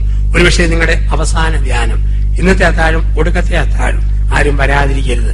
പറഞ്ഞു വാവൂട്ടിക്കും ഓരൊറ്റ കുലുക്കം. ആണുങ്ങളുടെ ഭാഗം ക്ലീൻ ബൗൾ ഒറ്റ ഒരുത്തം പോലും ഇല്ല. എല്ലാരും ജീവനും കൊണ്ടോടി. പക്ഷെ പാവം പെണ്ണുങ്ങള് എന്റെ ചുറ്റും നിന്ന് കൈ പൊക്കി പിടിച്ച് പറഞ്ഞു, യേശുവേ നന്ദി, യേശുവേ സ്തുതി. കാരണം പെണ്ണുങ്ങൾക്ക് വിവരമുണ്ട്. ഏത് കുലുക്കമാണേലും ഇതെല്ലാം കൂടെ വലിച്ചു വാരി എവിടം വരെ ഓടാൻ പറ്റും അവിടെ തന്നെ നിന്നു. കുലുക്കമെല്ലാം കഴിഞ്ഞ് എല്ലാരും കയറി വന്നിട്ട് ആൾക്കാരെന്നെ തുറിച്ചു നോക്കി നിൽക്കുക. ഈ കുലുക്കം സഹിക്കാം, ആ സമയത്തെ മനുഷ്യന്മാരുടെ നോട്ടവാ ഒട്ടും സഹിക്കാൻ മേലാത്തത്. ഞാൻ പറഞ്ഞ എല്ലാരും കണ്ണുകളടച്ച് കരങ്ങൾ തുറന്നു പിടിച്ച് ദൈവാരൂപിയെ എന്ന പാട്ട് പാടിക്കോളാൻ പറഞ്ഞു. കാരണം കണ്ണടച്ചാ പിന്നെ എന്നെ കാണുന്ന പ്രശ്നം ഉദിക്കുന്നില്ലല്ലോ. കുർബാന കഴിഞ്ഞു കാപ്പ് കുടിക്കുമ്പം പ്രായമുള്ള ചേട്ടന്മാര് വന്ന് പറഞ്ഞു, ചെറുപ്പക്കാര് വൈദികർ ഇങ്ങനെ വേണം. ഭൂമികിലും കുലുങ്ങാതെ അച്ഛന്റെ നിപ്പ്. ഞങ്ങൾക്ക് എന്നാ ധൈര്യം തന്നെന്നറിയാവോ. എല്ലാരും പോയി കഴിഞ്ഞ് വികാരിച്ചൻ പറഞ്ഞു, ആരോടും പറയണ്ട, ധൈര്യമൊക്കെ ഞാൻ സൈഡിൽ നിന്ന് ശരിക്കും കാണുന്നുണ്ടായിരുന്നു. വീഞ്ഞും വെള്ളമെടുത്തപ്പം വെള്ളം മൊത്തം വീഞ്ഞിലോട്ടും വീഞ്ഞു മൊത്തം വെള്ളത്തിലോട്ടും മറിഞ്ഞു വീഴുന്നു. നമുക്കാർക്കും ഒന്നും ഉറപ്പല്ല. വിശ്വാസം ഇരുട്ടിലേക്കുള്ള എടുത്തുചാട്ടം. അമിതമായ ആവരുതരുത്. ദൈവമേ, 60-ാം വയസ്സ് കഴിഞ്ഞ് അല്ലെങ്കിൽ പെൻഷൻ പറ്റിക്കഴിഞ്ഞ് ജോലി തീർന്നു കഴിഞ്ഞ് എനിക്ക് എന്നാ പറ്റും? കുഞ്ഞുങ്ങൾ ഇങ്ങനെ പോയാൽ 90-ാം വയസ്സിൽ വാർദ്ധക്യത്തിൽ എനിക്ക് എന്നാ പറ്റും? അങ്ങനെയൊന്നും ആരും ഓർക്കരുത്. കാരണം ഇന്നലെ ഉറങ്ങാൻ കിടന്ന പല ആൾക്കാരും ഇന്ന് പത്രത്തിൽ നിര്യാതർ ആരുടെ കോളത്തിലാണ് പ്രത്യക്ഷപ്പെടുക. നമുക്കൊന്നും ഉറപ്പല്ലല്ലോ. ഇന്ന് ജീവിക്കുക, നാളെയെ കുറിച്ച് അകൽപ്പെടാതിരിക്കുക. അബ്രഹാം അത് ചെയ്തു. വിശ്വാസം ഇരുട്ടിലേക്കുള്ള എടുത്തുചാട്ടം. ദൈവം നോക്കിക്കോളും. 1, വിശ്വാസം ഉപേക്ഷയും പുറപ്പാടുമാണ്. 2, ഇരുട്ടിലേക്കുള്ള എടുത്തുചാട്ടമാണ്. 3, വിശ്വാസം ദൈവത്തിലുള്ള സമ്പൂർണമായ ആശ്രയം വയ്ക്കലാണ്. ദൈവത്തിലുള്ള സമ്പൂർണമായ ആശ്രയം വയ്ക്കലാണ് വിശ്വാസം. അബ്രഹാമിന് ആശ്രയം വെക്കാൻ ദൈവം മാത്രമേ ഉള്ളൂ. വേറെ ആരിൽ ആശ്രയം വെക്കുക? ലോകത്തിൽ ആശ്രയം വെച്ചോ നിരാശയാണ് ഫലം. ഭർത്താവിൽ അമിതമായ ആശ്രയം ഭാര്യ വെച്ചോ ഭർത്താവിന്റെ മട്ടുമാറുമ്പോൾ ഭാര്യ തകർന്നു പോകും. ഭാര്യയിൽ അമിതമായ ആശ്രയം വെച്ചോ ഭാര്യയുടെ രീതി മാറുമ്പോൾ ഭർത്താവ് തകർന്നു പോകും. കുഞ്ഞുങ്ങളിൽ അമിതമായ ആശ്രയം വെച്ചോ മക്കളുടെ ഭാവം മാറുമ്പോൾ കാരണന്മാര് തകർന്നു പോകും. പണ്ട് അതുകൊണ്ടാണ് ഇന്ന് നാട്ടിൽ അപ്പനമ്മമാർക്ക് ബോധം വെച്ച് വരുന്ന കാലമാണ്. പണ്ട് ജീവിതകാലത്തെല്ലാം മക്കൾക്ക് എഴുതി കൊടുക്കുമായിരുന്നു. ഇന്നെങ്ങനെ എഴുതുക? എന്നെയും എന്റെ ഭാര്യയെയും മരണം വരെ മര്യാദയ്ക്ക് നോക്കുന്ന മക്കൾക്ക് എന്റെ കാലശേഷം വീടും 1/2 ഏക്കർ സ്ഥലവും ഒരപ്പൻ എഴുതി വെച്ചു. ഉടനെ മോൻ പറഞ്ഞു, പണി അപ്പനെ ഇപ്പം തന്നെ ഞാൻ കാലശേഷമാക്കി കാണിക്കാം. ഇന്ന് ലോകം പോകുന്ന വഴി അതാണ്. എന്റെ തൊണ്ടയ്ക്ക് മുഴക്കവും വാക്കിന് ഒഴുക്കുമുണ്ടോ ഈ ലോകം മുഴുവൻ ധ്യാനത്തിന് വിളിച്ചുകൊണ്ടിരിക്കും. പക്ഷെ സ്വരം അടച്ചുപോയാൽ, വാക്കിന്റെ പ്രവാഹം നിലച്ചുപോയോ, ചവച്ചു നിൽക്കുക കരിവേപ്പില പോലെ ഒരു മുറിക്കുള്ളിൽ ഞാൻ കഴിയണം. 2000 ആണ്ടിൽ അമേരിക്കയിലെ കാലിഫോർണിയയിലെ മലയാളി സമൂഹം മില്ലേനിയം മീറ്റിൽ പ്രസംഗിക്കാൻ എന്നെ കൊണ്ടുവന്നു. 5 ദിവസത്തെ സന്ധ്യാപ്രസംഗങ്ങള്. ഒരുപാട് പേര് കേൾക്കാൻ വന്നു. പക്ഷെ രാത്രി പകലായ സമയവ്യത്യാസം, കൊടും തണുപ്പിൽ എന്റെ സ്വരം പൂർണ്ണമായും അങ്ങ് അടച്ചുപോയി. പക്ഷെ ബലം പ്രയോഗിച്ച് ഞാൻ പ്രസംഗിച്ചു. കഷ്ടപ്പെട്ട ആൾക്കാർ കൊണ്ടുപോയതല്ലേ. പ്രസംഗം പൂർത്തിയാക്കി നാട്ടിൽ വന്നു. നാട്ടിൽ വന്നപ്പം വാ പൊളിക്കുമ്പം ശബ്ദമില്ല. ആകപ്പാടെ ശബ്ദത്തിനൊരു മരപ്പ്. എന്നോട് എന്റെ സുബീരച്ചൻ പറഞ്ഞു, കൊല്ലം അടുത്ത് കൊട്ടിയം ഹോളി ക്രോസ് ആശുപത്രിയുണ്ട്, അവിടെ പോയി ഇന്ത്യയിലെ തന്നെ പ്രശസ്തനായ ENT സ്പെഷ്യലിസ്റ്റുണ്ട് ഡോക്ടർ കനകരാജ്, അദ്ദേഹത്തെ പോയി കാണുക, കണ്ട് ഒന്ന് പരിശോധിപ്പിക്കാൻ പറഞ്ഞു. ഡോക്ടർ കനകരാജ് പരിശോധിച്ചിട്ട് പറഞ്ഞു, അച്ഛന്റെ തൊണ്ടയ്ക്ക് അസുഖമില്ല, പക്ഷെ അമിതമായി സ്വരം ഉപയോഗിച്ചതുകൊണ്ട് തഴമ്പ് പിടിച്ചു പോയി. ഇനി തഴമ്പ് പിടിക്കും. ശരിക്കും ജോലി ചെയ്യുന്നവന്, പാട്ട് പാടുന്നവർക്ക്, പ്രസംഗിക്കുന്നവർക്ക് തൊണ്ടയിൽ തഴമ്പ്, തൂമ്പാ പിടിക്കുന്നവർക്ക് കയ്യിൽ തഴമ്പ്, ആനപ്പുറത്തും തെങ്ങയിലും ചെന്നുള്ള കാലിൽ തഴമ്പ്, അധ്വാനിച്ചാൽ തഴമ്പ്. നമ്മുടെ നാട്ടിൽ ഒരു കൂട്ടരുണ്ട്, എന്നും തൂമ്പാ പിടിച്ചാലും തഴമ്പില്ലാത്ത ഒറ്റ കൂട്ടരേ ഉള്ളൂ. ഈയിടെ പത്രത്തിൽ വാർത്ത വന്നതാണ്. ഒരു തൂമ്പാ കയ്യിൽ 1 മണിക്കൂർ 20 മിനിറ്റ് സമയം ഒരു കാക്ക അനങ്ങാതെ കുത്തിയിരുന്നു. ഏറ്റവും വലിയ അത്ഭുതം. 1 മണിക്കൂർ 20 മിനിറ്റ് തുമ്പക്കൈയിൽ കാക്ക അനങ്ങാതെ കുത്തിയിരുന്നു. അന്വേഷിച്ചു ആരുടെ തൂമ്പായെന്ന്. അപ്പോൾ ആ പിടികിട്ടത് നമ്മുടെ നാട്ടിലെ തൊഴിലുറപ്പ് പദ്ധതിക്കാരന്റെ തൂമ്പായിലാണ് കാക്ക അനങ്ങാതെ 80 മിനിറ്റ് കുത്തിയിരുന്നു. അവരെത്ര തൂമ്പ പിടിച്ചാലും തഴമ്പ് പിടിക്കാത്ത കൈ തൊഴിലുറപ്പ് പദ്ധതിക്കാരന്റെ കൈ മാത്രമാണ്. അത് ഏത് തഴമ്പുണ്ടാവും. എന്നോട് പറഞ്ഞു, അച്ഛൻ തിങ്കളാഴ്ച വൈകുന്നേരം അഡ്മിറ്റ് ചെയ്യപ്പെടണം. ചൊവ്വ രാവിലെ 8 മണിക്ക് മരുന്ന് പുരട്ടി തൊണ്ട മരപ്പിക്കും. ലേസർ ഉപകരണം കൊണ്ട് അകത്തെ തഴമ്പ് ചുരണ്ടിയെടുക്കും. അത് ബയോപ്സിക്ക് അയച്ചു കൊടുക്കും. ഉച്ചകഴിഞ്ഞ് 2:30 ഒരു ബോൾ ഐസ്ക്രീം തരും. അതും തിന്നിട്ട് അച്ഛൻ ഭരണങ്ങാനത്തേക്ക് പോയിക്കൊള്ളുക. അഡ്മിറ്റ് ചെയ്തു, മരുന്ന് പുരട്ടി മരപ്പിച്ചു, ചുരണ്ടിയെടുത്തു, ബയോപ്സിക്ക് അയച്ചു കൊടുത്തു. ഉച്ചകഴിഞ്ഞ് 2:30 ബോൾ ഐസ്ക്രീം തന്നു. അതും തിന്നിട്ട് ഞാൻ ഭരണങ്ങാനത്തേക്ക് പോന്നു. പോരുമ്പം ഡോക്ടർ പറഞ്ഞു, അടുത്ത 1 മാസം വലിയ ശബ്ദത്തിൽ സംസാരിക്കാൻ അച്ഛൻ ശ്രദ്ധിക്കണം. എന്റെ സുപ്പീരിയർ പറഞ്ഞു, 2 മാസം ഒന്നും വേണ്ട. ടെലിഫോൺ ബോയിയെ തന്നു മറുപടി പറയാൻ വേണ്ടി, വായിക്കാൻ പുസ്തകം തന്നു, കേൾക്കാൻ CD തന്നു. ശാന്തമായിരുന്നു. ആൾക്കാരനെ വിളിക്കുമ്പോൾ ടെലിഫോൺ ബോയി പറഞ്ഞു തുടങ്ങി, ജോസഫ് അച്ഛൻ ഓപ്പറേഷൻ കഴിഞ്ഞ് ബയോപ്സിക്ക് അയച്ച് കാത്തിരിക്കുകയാണ്. കുഴപ്പമുണ്ടാകാതിരിക്കാൻ നിങ്ങളൊക്കെ പ്രാർത്ഥിച്ചേക്കണം. 15 ദിവസമായി ടെലിഫോൺ പകുതിയായി. 3 ആഴ്ചയായി ടെലിഫോൺ നിശ്ചലമായി. 1 മാസമായപ്പോൾ എന്നെ പരിചയമുള്ള അച്ഛന്മാരും സിസ്റ്റേഴ്സും ആത്മാരും ഒക്കെ പറഞ്ഞു തുടങ്ങി, നല്ല അച്ഛനും ധ്യാനവും ഒക്കെ ആയിരുന്നു. ഇത്രയുള്ള മനുഷ്യന്മാരുടെയൊക്കെ കാര്യം കിട്ടിയാ കിട്ടി പോയാ പോയി. 1 മാസം കഴിഞ്ഞപ്പം ശവമടക്കം 41 കഴിഞ്ഞതുപോലെയായി. വീണ്ടും ശബ്ദം വീണ്ടും കേട്ടി പ്രസംഗം തുടരാൻ തുടങ്ങി. ഇവിടെയാണ് ബൈബിളിന്റെ നടുവിലത്തെ വചനം എന്നും ഓർത്തോണം.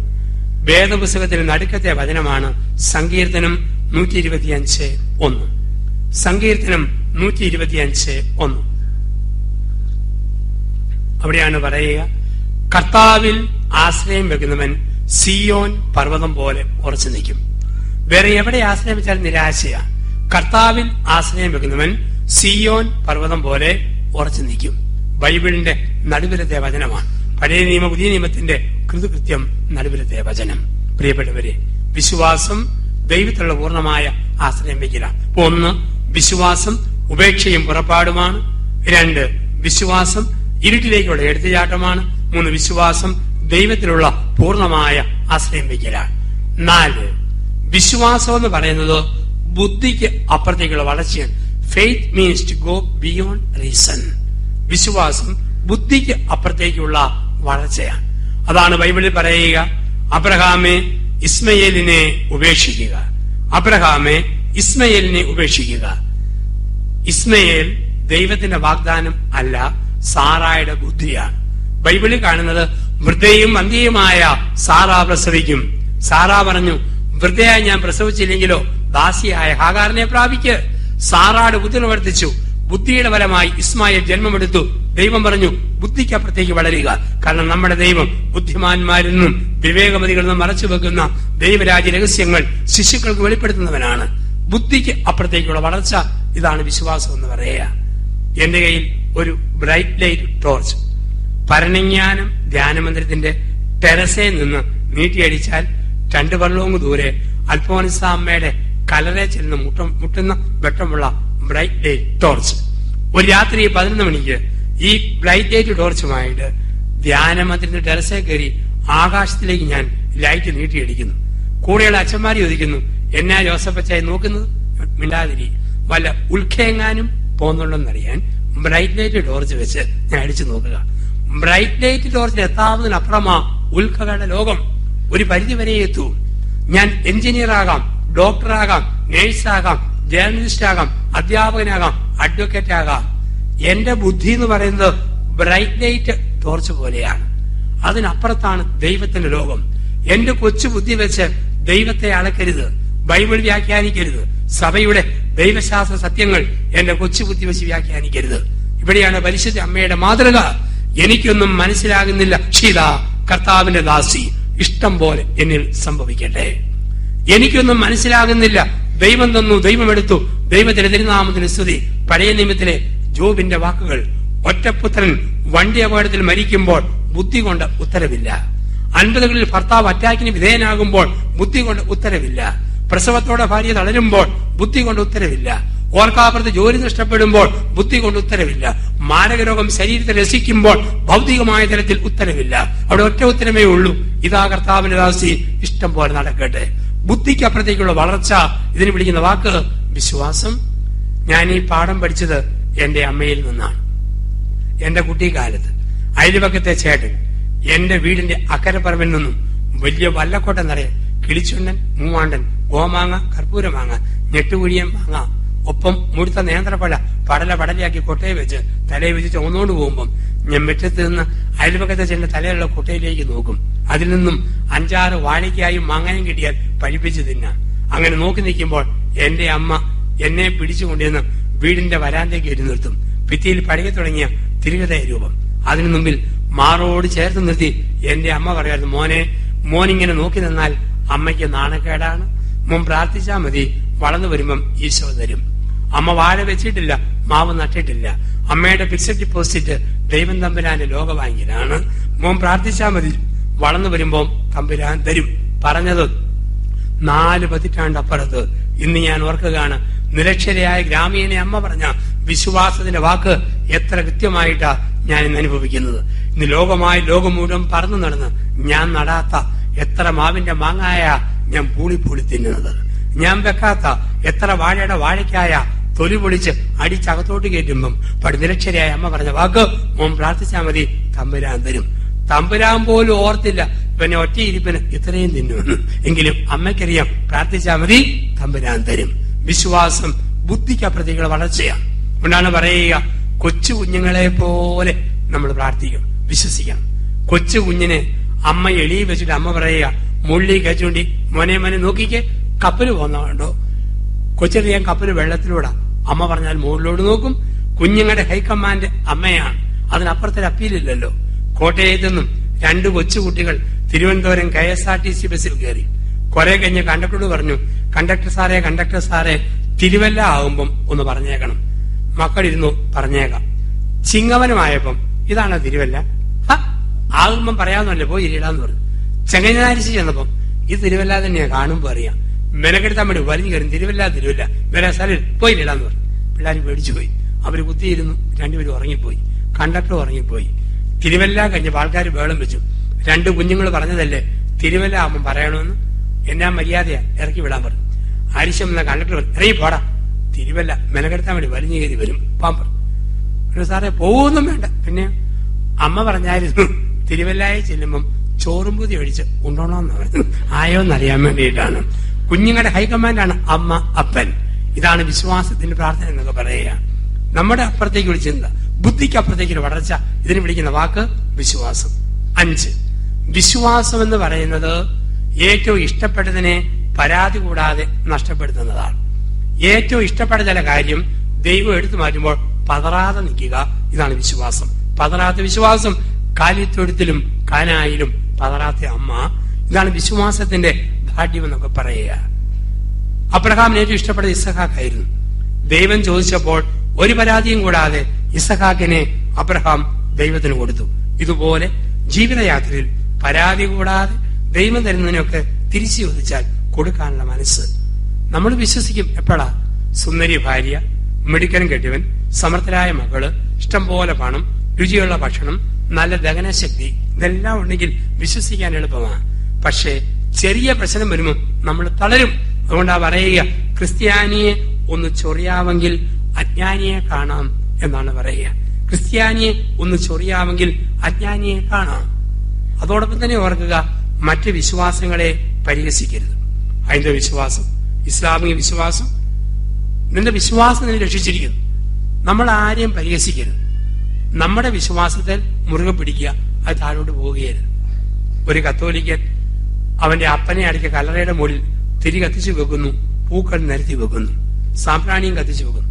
തൊട്ടപ്പുറത്തെ പറമ്പിൽ ഒരു ഹൈന്ദവൻ വാവിന്റെ അന്ന് അവന്റെ മരിച്ചുപോയ അപ്പന് വേണ്ടി പന്നിയിറച്ചി ഉരത്തി വെക്കുന്നു, കരിക്ക് പൂളി വെക്കുന്നു. കത്തോലിക്കൻ അവനെ പരിഹസിച്ചുകൊണ്ട് ചോദിച്ചു, പുച്ഛിച്ചോണ്ട്, നിന്റെ അപ്പൻ എന്നാടാ പന്നിയിറച്ചി തിന്നാനായിട്ടും കരിക്ക് തിന്നാനും പൊങ്ങി വരുന്നത്? അവൻ വരുമെന്ന് ഉറപ്പാ. എപ്പോഴാ? നിന്റെ അപ്പൻ ഈ പൂ മണക്കാൻ വേണ്ടി വരുന്നതാണ്. എന്റെ അപ്പൻ പന്നിയിറച്ചി തിന്നാൻ വേണ്ടി ഇവിടെ വരും. ഓരോ വിശ്വാസത്തിനും അതിന്റെ വിലയുണ്ട്. വിവരം കെട്ട ആൾക്കാരാണ് മറ്റു മതങ്ങളെ നിന്ദിക്കുന്നത്. യഥാർത്ഥ ദൈവത്തെ അറിഞ്ഞ ഒരിക്കലും ഒരു മതവിശ്വാസത്തെ നിന്ദിക്കുകയല്ല. സ്വന്തം വിശ്വാസത്തിൽ വെള്ളം ചേർക്കത്തുമില്ല. കാരണം നിന്റെ വിശ്വാസം നിന്നെ രക്ഷിച്ചിരിക്കുന്നു. ആ ഉറപ്പ് നമുക്കൊക്കെ വേണം ജീവിതത്തില്. ഇന്ന് പലപ്പോഴും നമ്മുടെയൊക്കെ വിശ്വാസം പണ്ട് കാണാപ്പാഠം പഠിച്ച കുറെ കാര്യങ്ങളുമായിട്ട് ഓടി നടക്കുന്നു. അതിനപ്പുറത്തേക്ക് നമ്മൾ ആരും വളർന്നിട്ടില്ല. സത്യം പറഞ്ഞാൽ കത്തോലിക്കാ സഭയുടെ വിശ്വാസത്തിന്റെ കടപ്പാട് മഠത്തിലെ കന്യാസ്ത്രീ അമ്മമാരോടാണ്. ആദ്യ കുർബാന സ്വീകരണത്തിന് സിസ്റ്റേഴ്സ് കുറെ കാര്യങ്ങൾ പഠിപ്പിച്ചു. ഇന്നും അത് തന്നെയാണ്. 60-കാരൻ ചേട്ടനും കുംസാരിക്കാമെന്ന് മുട്ടുകുത്തി പറയുന്നത് പിച്ചിപ്പറിച്ചു, മന്തിപ്പറിച്ചു, കട്ടു തിന്നു, ഉറക്കം തൂങ്ങി, ഞുള്ളിപ്പറിച്ചു. ഇതിനപ്പുറത്തേക്കൊരു ആത്മപരിശോധനയ്ക്ക് പോലും കഴിവ് നഷ്ടപ്പെട്ടവരാണ് നമ്മൾ. ഒരു പിതാവ് രൂപതയിലെ എല്ലാ ഇടവുകളിലും കുഞ്ഞുങ്ങൾക്ക് ഫസ്റ്റ് കമ്മ്യൂണിന് വേണ്ടി ചെല്ലും, ആദ്യ കുർബാന കൊടുക്കാൻ വേണ്ടി. അങ്ങനെ ചെല്ലുമ്പോൾ പിതാവിനൊരു രീതിയുണ്ട്. എല്ലാ കുഞ്ഞുങ്ങളും ബൊക്കയും തിരിയും പിടിച്ചു നിൽക്കണം ലൈനായിട്ട്. പിതാവ് കാറിൽ നിറങ്ങുമ്പം ആദ്യം കാണുന്ന 3 പേരോട് ഓരോ ചോദ്യം ചോദിക്കും. ഒന്നാമത്തെ കുട്ടിയോട് എന്തിനു നിന്നെ സൃഷ്ടിച്ചു? അവൻ വെടിവെക്കുന്ന പോലെ പറയണം. ആര് നിന്നെ സൃഷ്ടിച്ചു? അവൻ പറയണം ദൈവം. രണ്ടാമത്തെ കുട്ടിയോട് എന്തിനു നിന്നെ സൃഷ്ടിച്ചു? ദൈവത്തെ അറിഞ്ഞു സ്നേഹിക്കാൻ. മൂന്നാമത്തെ കുട്ടിയോട് എന്താണ് ജീവിത ലക്ഷ്യം? അവൻ പറയണം ദൈവത്തിൽ വിലയം പ്രാപിക്കാൻ. ഇതാണ് രീതി.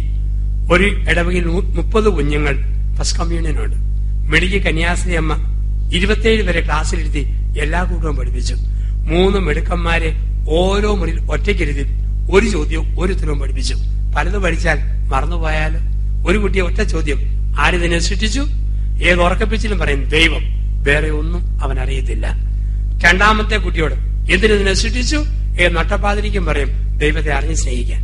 മൂന്നാമത്തെ കുട്ടിയോട് എന്താണ് ജീവിത ലക്ഷ്യം? ദൈവത്തിൽ വിലയം പ്രാപിക്കുക. ഒന്നാമത്തെ ഉത്തരം രണ്ടാമത്തിനും മൂന്നാമത്തിനും അറിയത്തില്ല. രണ്ടാമത്തെ ഉത്തരം ഒന്നാമത്തിനും മൂന്നാമത്തിനും അറിയത്തില്ല. മൂന്നാമത്തെ ഉത്തരം ഒന്നാമത്തിനും രണ്ടാമത്തിനും അറിയത്തില്ല. കുഞ്ഞുങ്ങള് ബൊക്കയും തിരിയായിരുന്നു. ഇളം വെയില്. പിതാവ് വരാൻ താമസിച്ചു. ഒന്നാമത്തെ കൊച്ചു ബോധം കെട്ട് താഴെ വീണു. അവനെ താങ്ങിയെടുത്ത് പള്ളിമുറിയുടെ വരാന്തിയിൽ ചാരിവഞ്ചെ കൊണ്ടുവന്ന് കിടത്തി. പിതാവ് താമസിച്ചു വന്നു. രണ്ടാമത്തെ ഒന്നാമതായി, മൂന്നാമത്തെ രണ്ടാമതായി, നാലാമത്തെ മൂന്നാമതായി. കാറേന്ന് വന്നിറങ്ങിയ പിതാവ് സമയം ലാഭിക്കാൻ വേണ്ടി ഇറങ്ങിയ പാടെ ഒന്നാമത്തെ കുട്ടിയോട് ചോദിച്ചു, ആര് ഇതിനെ സൃഷ്ടിച്ചു? അവൻ വെപ്പപ്പാവാക്കാൻ തുടങ്ങി. ഒരു പിടിയുമില്ല. പഠിപ്പിച്ച കന്യാസ്ത്രീ അമ്മയ്ക്ക് ചമ്മല് പൊളവട ഉഴുന്നുവട ഉണ്ടാക്കുന്ന ഒരു കന്യാസ്ത്രീ കൈ ഉരുട്ടിട്ട് കാണിച്ചു, ദൈവം ദൈവം ദൈവം. ഇവന്റെ കണ്ണു തള്ളുക. പിതാവിന് തോന്നി എന്തോ കുഴപ്പമുണ്ട്. സീൻ രക്ഷിക്കാൻ വേണ്ടി പിതാവ് ചോദിച്ചു, എന്തിനാ മോനെ ചമ്മുന്നത്? ദൈവം അല്ലേടാ നിന്നെ സൃഷ്ടിച്ചത്? അവൻ അല്ല പിതാവേ, ദൈവം സൃഷ്ടിച്ച കൊച്ചു ബോധം കെട്ട് വരാൻ്റെ കിടപ്പുണ്ട്. ദൈവത്തെ അറിഞ്ഞു സ്നേഹിക്കുന്ന ആളാണ് ഈ നിൽക്കുന്നത് ഞാൻ. പലപ്പോഴും നമ്മൾ കാണാപ്പാഠം പഠിച്ച ഒരു പിടി ഫോർമില്ല, അതിനപ്പുറത്തേക്ക് ഒരു പടിക്കപ്പുറത്തേക്ക് നമ്മൾ വളർന്നിട്ടില്ല. വിശ്വാസത്തിൽ നമ്മൾ വരിക, വിശ്വാസ ജീവിതത്തിൽ നമ്മൾ ഉയരുക. ഈ മണിക്കൂറിലെ ചിന്തകളെ നമുക്ക് ഇങ്ങനെ അവസാനിപ്പിക്കാം. വിശ്വസിക്കുന്നവർക്ക് ദൈവം 5 അടയാളങ്ങൾ കൊടുത്തിട്ടുണ്ട്. വിശ്വസിക്കുന്നവർ ദൈവം കൊടുത്ത 5 അടയാളങ്ങൾ. മത്തായിയുടെ മർക്കോസിന്റെ സുവിശേഷം 16-ാം അധ്യായം 14 മുതലുള്ള വാക്യങ്ങൾ. മർക്കോസ് 16-14 മുതലുള്ള വാക്യങ്ങൾ. വിശ്വസിക്കുന്നവരോടുകൂടി ഈ അടയാളങ്ങൾ ഉണ്ടായിരിക്കും. 5 അടയാളങ്ങൾ. 1, അവർ എന്റെ നാമത്തിൽ പിശാചുകളെ ബഹിഷ്കരിക്കും. പലരുടെ ഓർമ്മ വിശ്വസിക്കുന്നവരെ തലേ കവിച്ച് പ്രാർത്ഥിച്ചാൽ നമ്മുടെ പിശാച് ഓടിപ്പോകുന്ന അല്ല. വിശ്വസിക്കുന്നവർ അവരുടെ ഉള്ളിലുള്ള പൈശാചിക സ്വഭാവങ്ങളെ ആദ്യം ഉപേക്ഷിക്കണം. വിശ്വസിക്കുന്നവർ പിശാചിനെ ബഹിഷ്കരിക്കും. പിശാചിന്റെ അരിശം, വെറുപ്പ്, കോപം, എടുത്തുചാട്ടം, മുൻകോപം, മദ്യപാനം, മയക്കുമരുന്ന്, സ്വയംഭോഗം, സ്വർഗഭോഗം, പുകവലി, അധമ സ്വഭാവങ്ങൾ. വിശ്വസിക്കുന്നവർ പിശാചിനെ ബഹിഷ്കരിക്കും. പിശാചിന്റെ പ്രവൃത്തികളും അതിന്റെ ഫലങ്ങളും സ്വന്തം ജീവിതത്തിൽ നിന്നും ഉപേക്ഷിക്കും. യൂദാസ് എല്ലാവരുടെയും തലയിൽ കൈവച്ച് പ്രാർത്ഥിച്ചു. പക്ഷെ ഉള്ളിലെ പിശാചിനെ ബഹിഷ്കരിച്ചില്ല. അവൻ ഒരു ചാൺ കയറിൽ ജീവിതം അവസാനിപ്പിക്കേണ്ടി വന്നു. പൈശാചികമായ എന്തെല്ലാം ഉണ്ടോ, ദൈവത്തിന് ചേരാത്ത സ്വഭാവങ്ങൾ മുഴുവൻ പിശാചിന്റേതാണ്. ദൈവത്തിന്റെ വിപരീത പ്രവൃത്തികൾ സാത്താന്റേതാണ്. വിശ്വസിക്കുന്നവർ പിശാചിനെയും അവന്റെ പ്രവൃത്തികളെയും ഉപേക്ഷിക്കും. 2, അവർ പുതിയ ഭാഷകൾ സംസാരിക്കും. വിശ്വസിക്കുന്നവർ പുതിയ ഭാഷകൾ സംസാരിക്കും. അതിന്റെ അർത്ഥം എന്താ? ഭാഷാപരത്തിൽ വർത്താനം പറയുന്നല്ല. നാളെ മുതൽ ഗ്രീക്ക് ഭാഷ വ്യാഖ്യാനിക്കുമെന്നല്ല. ഹീബ്രു ഭാഷ കാണാപ്പാഠം പഠിക്കുമെന്നല്ല. പുതിയ ഭാഷ. ഇന്നലെ വരെ കൊതിയുടെ ഭാഷ, ഇന്നു മുതൽ മിതത്വത്തിന്റെ ഭാഷ. ഇന്നലെ മുതൽ എടുത്തിയാട്ടത്തിന്റെ ഭാഷ, ഇന്നു മുതൽ ആത്മസംയമനത്തിന്റെ ഭാഷ. ഇന്നലെ വരെ തെറിയുടെ ഭാഷ, ഇന്നു മുതൽ സ്നേഹത്തിന്റെ ഭാഷ. ഇന്നലെ വരെ കുത്തുവാക്കിന്റെ ഭാഷ, ഇന്നു മുതൽ സാന്ത്വനത്തിന്റെ ഭാഷ. ഒരു സ്ഥലത്ത് ഞാനിങ്ങനെ ധ്യാനിപ്പിച്ചപ്പോൾ പറഞ്ഞു, നല്ല ഭാര്യാഭർത്താക്കന്മാര് പേര് വിളിക്കുമ്പോൾ ശ്രദ്ധിക്കണം. പ്രത്യേകിച്ച് ആണുങ്ങൾ ഓർക്കണം, ഭാര്യയ്ക്ക് എത്ര വയസ്സായാലും അവളെ മോളെ മോളെ എന്ന് വിളിച്ചാൽ അത് പെണ്ണുങ്ങൾക്ക് പരമ സന്തോഷമാണ്. ഉദാഹരണം, ജെസ്സിയാണോ ജെസ്സി മോളെ, ടെസ്സിയാണോ ടെസ്സി മോളെ, ജാസ്മിനാണോ ജാസ്മിൻ മോളെ, ലൂസിയാണോ ലൂസി മോളെ, മോളിയാണോ മോളുടെ മോളെ. അങ്ങനെ വിളിച്ചാൽ അത് വലിയ സന്തോഷമാണ്.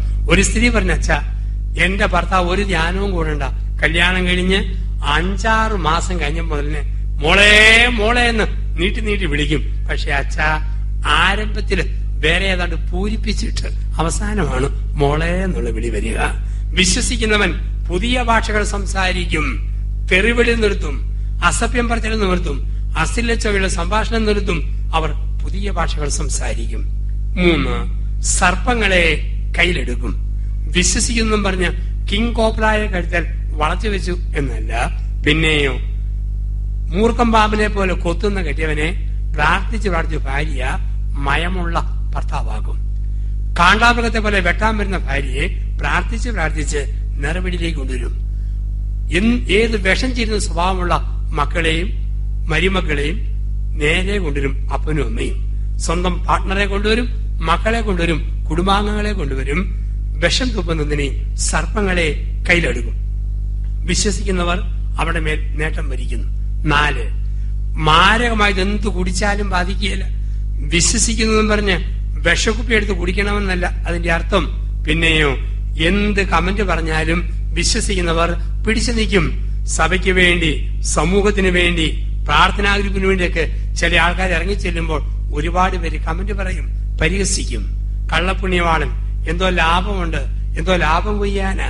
നന്മ ചെയ്യുന്ന എല്ലാവരെ കുറിച്ചും ആരെങ്കിലും എന്തെങ്കിലും കമന്റുകൾ പറയും. ആ കമന്റുകളൊന്നും ഒരിക്കലും ബാധിക്കരുത്. മാരകമായത് എന്തു കുടിച്ചാലും നിന്നെ ബാധിക്കുകയില്ല, എന്ത് വിമർശനം കേട്ടാലും തളരുകയില്ല. അങ്ങനെയുള്ളവർ പ്രാർത്ഥിക്കുമ്പോൾ അത്ഭുതം നടക്കും.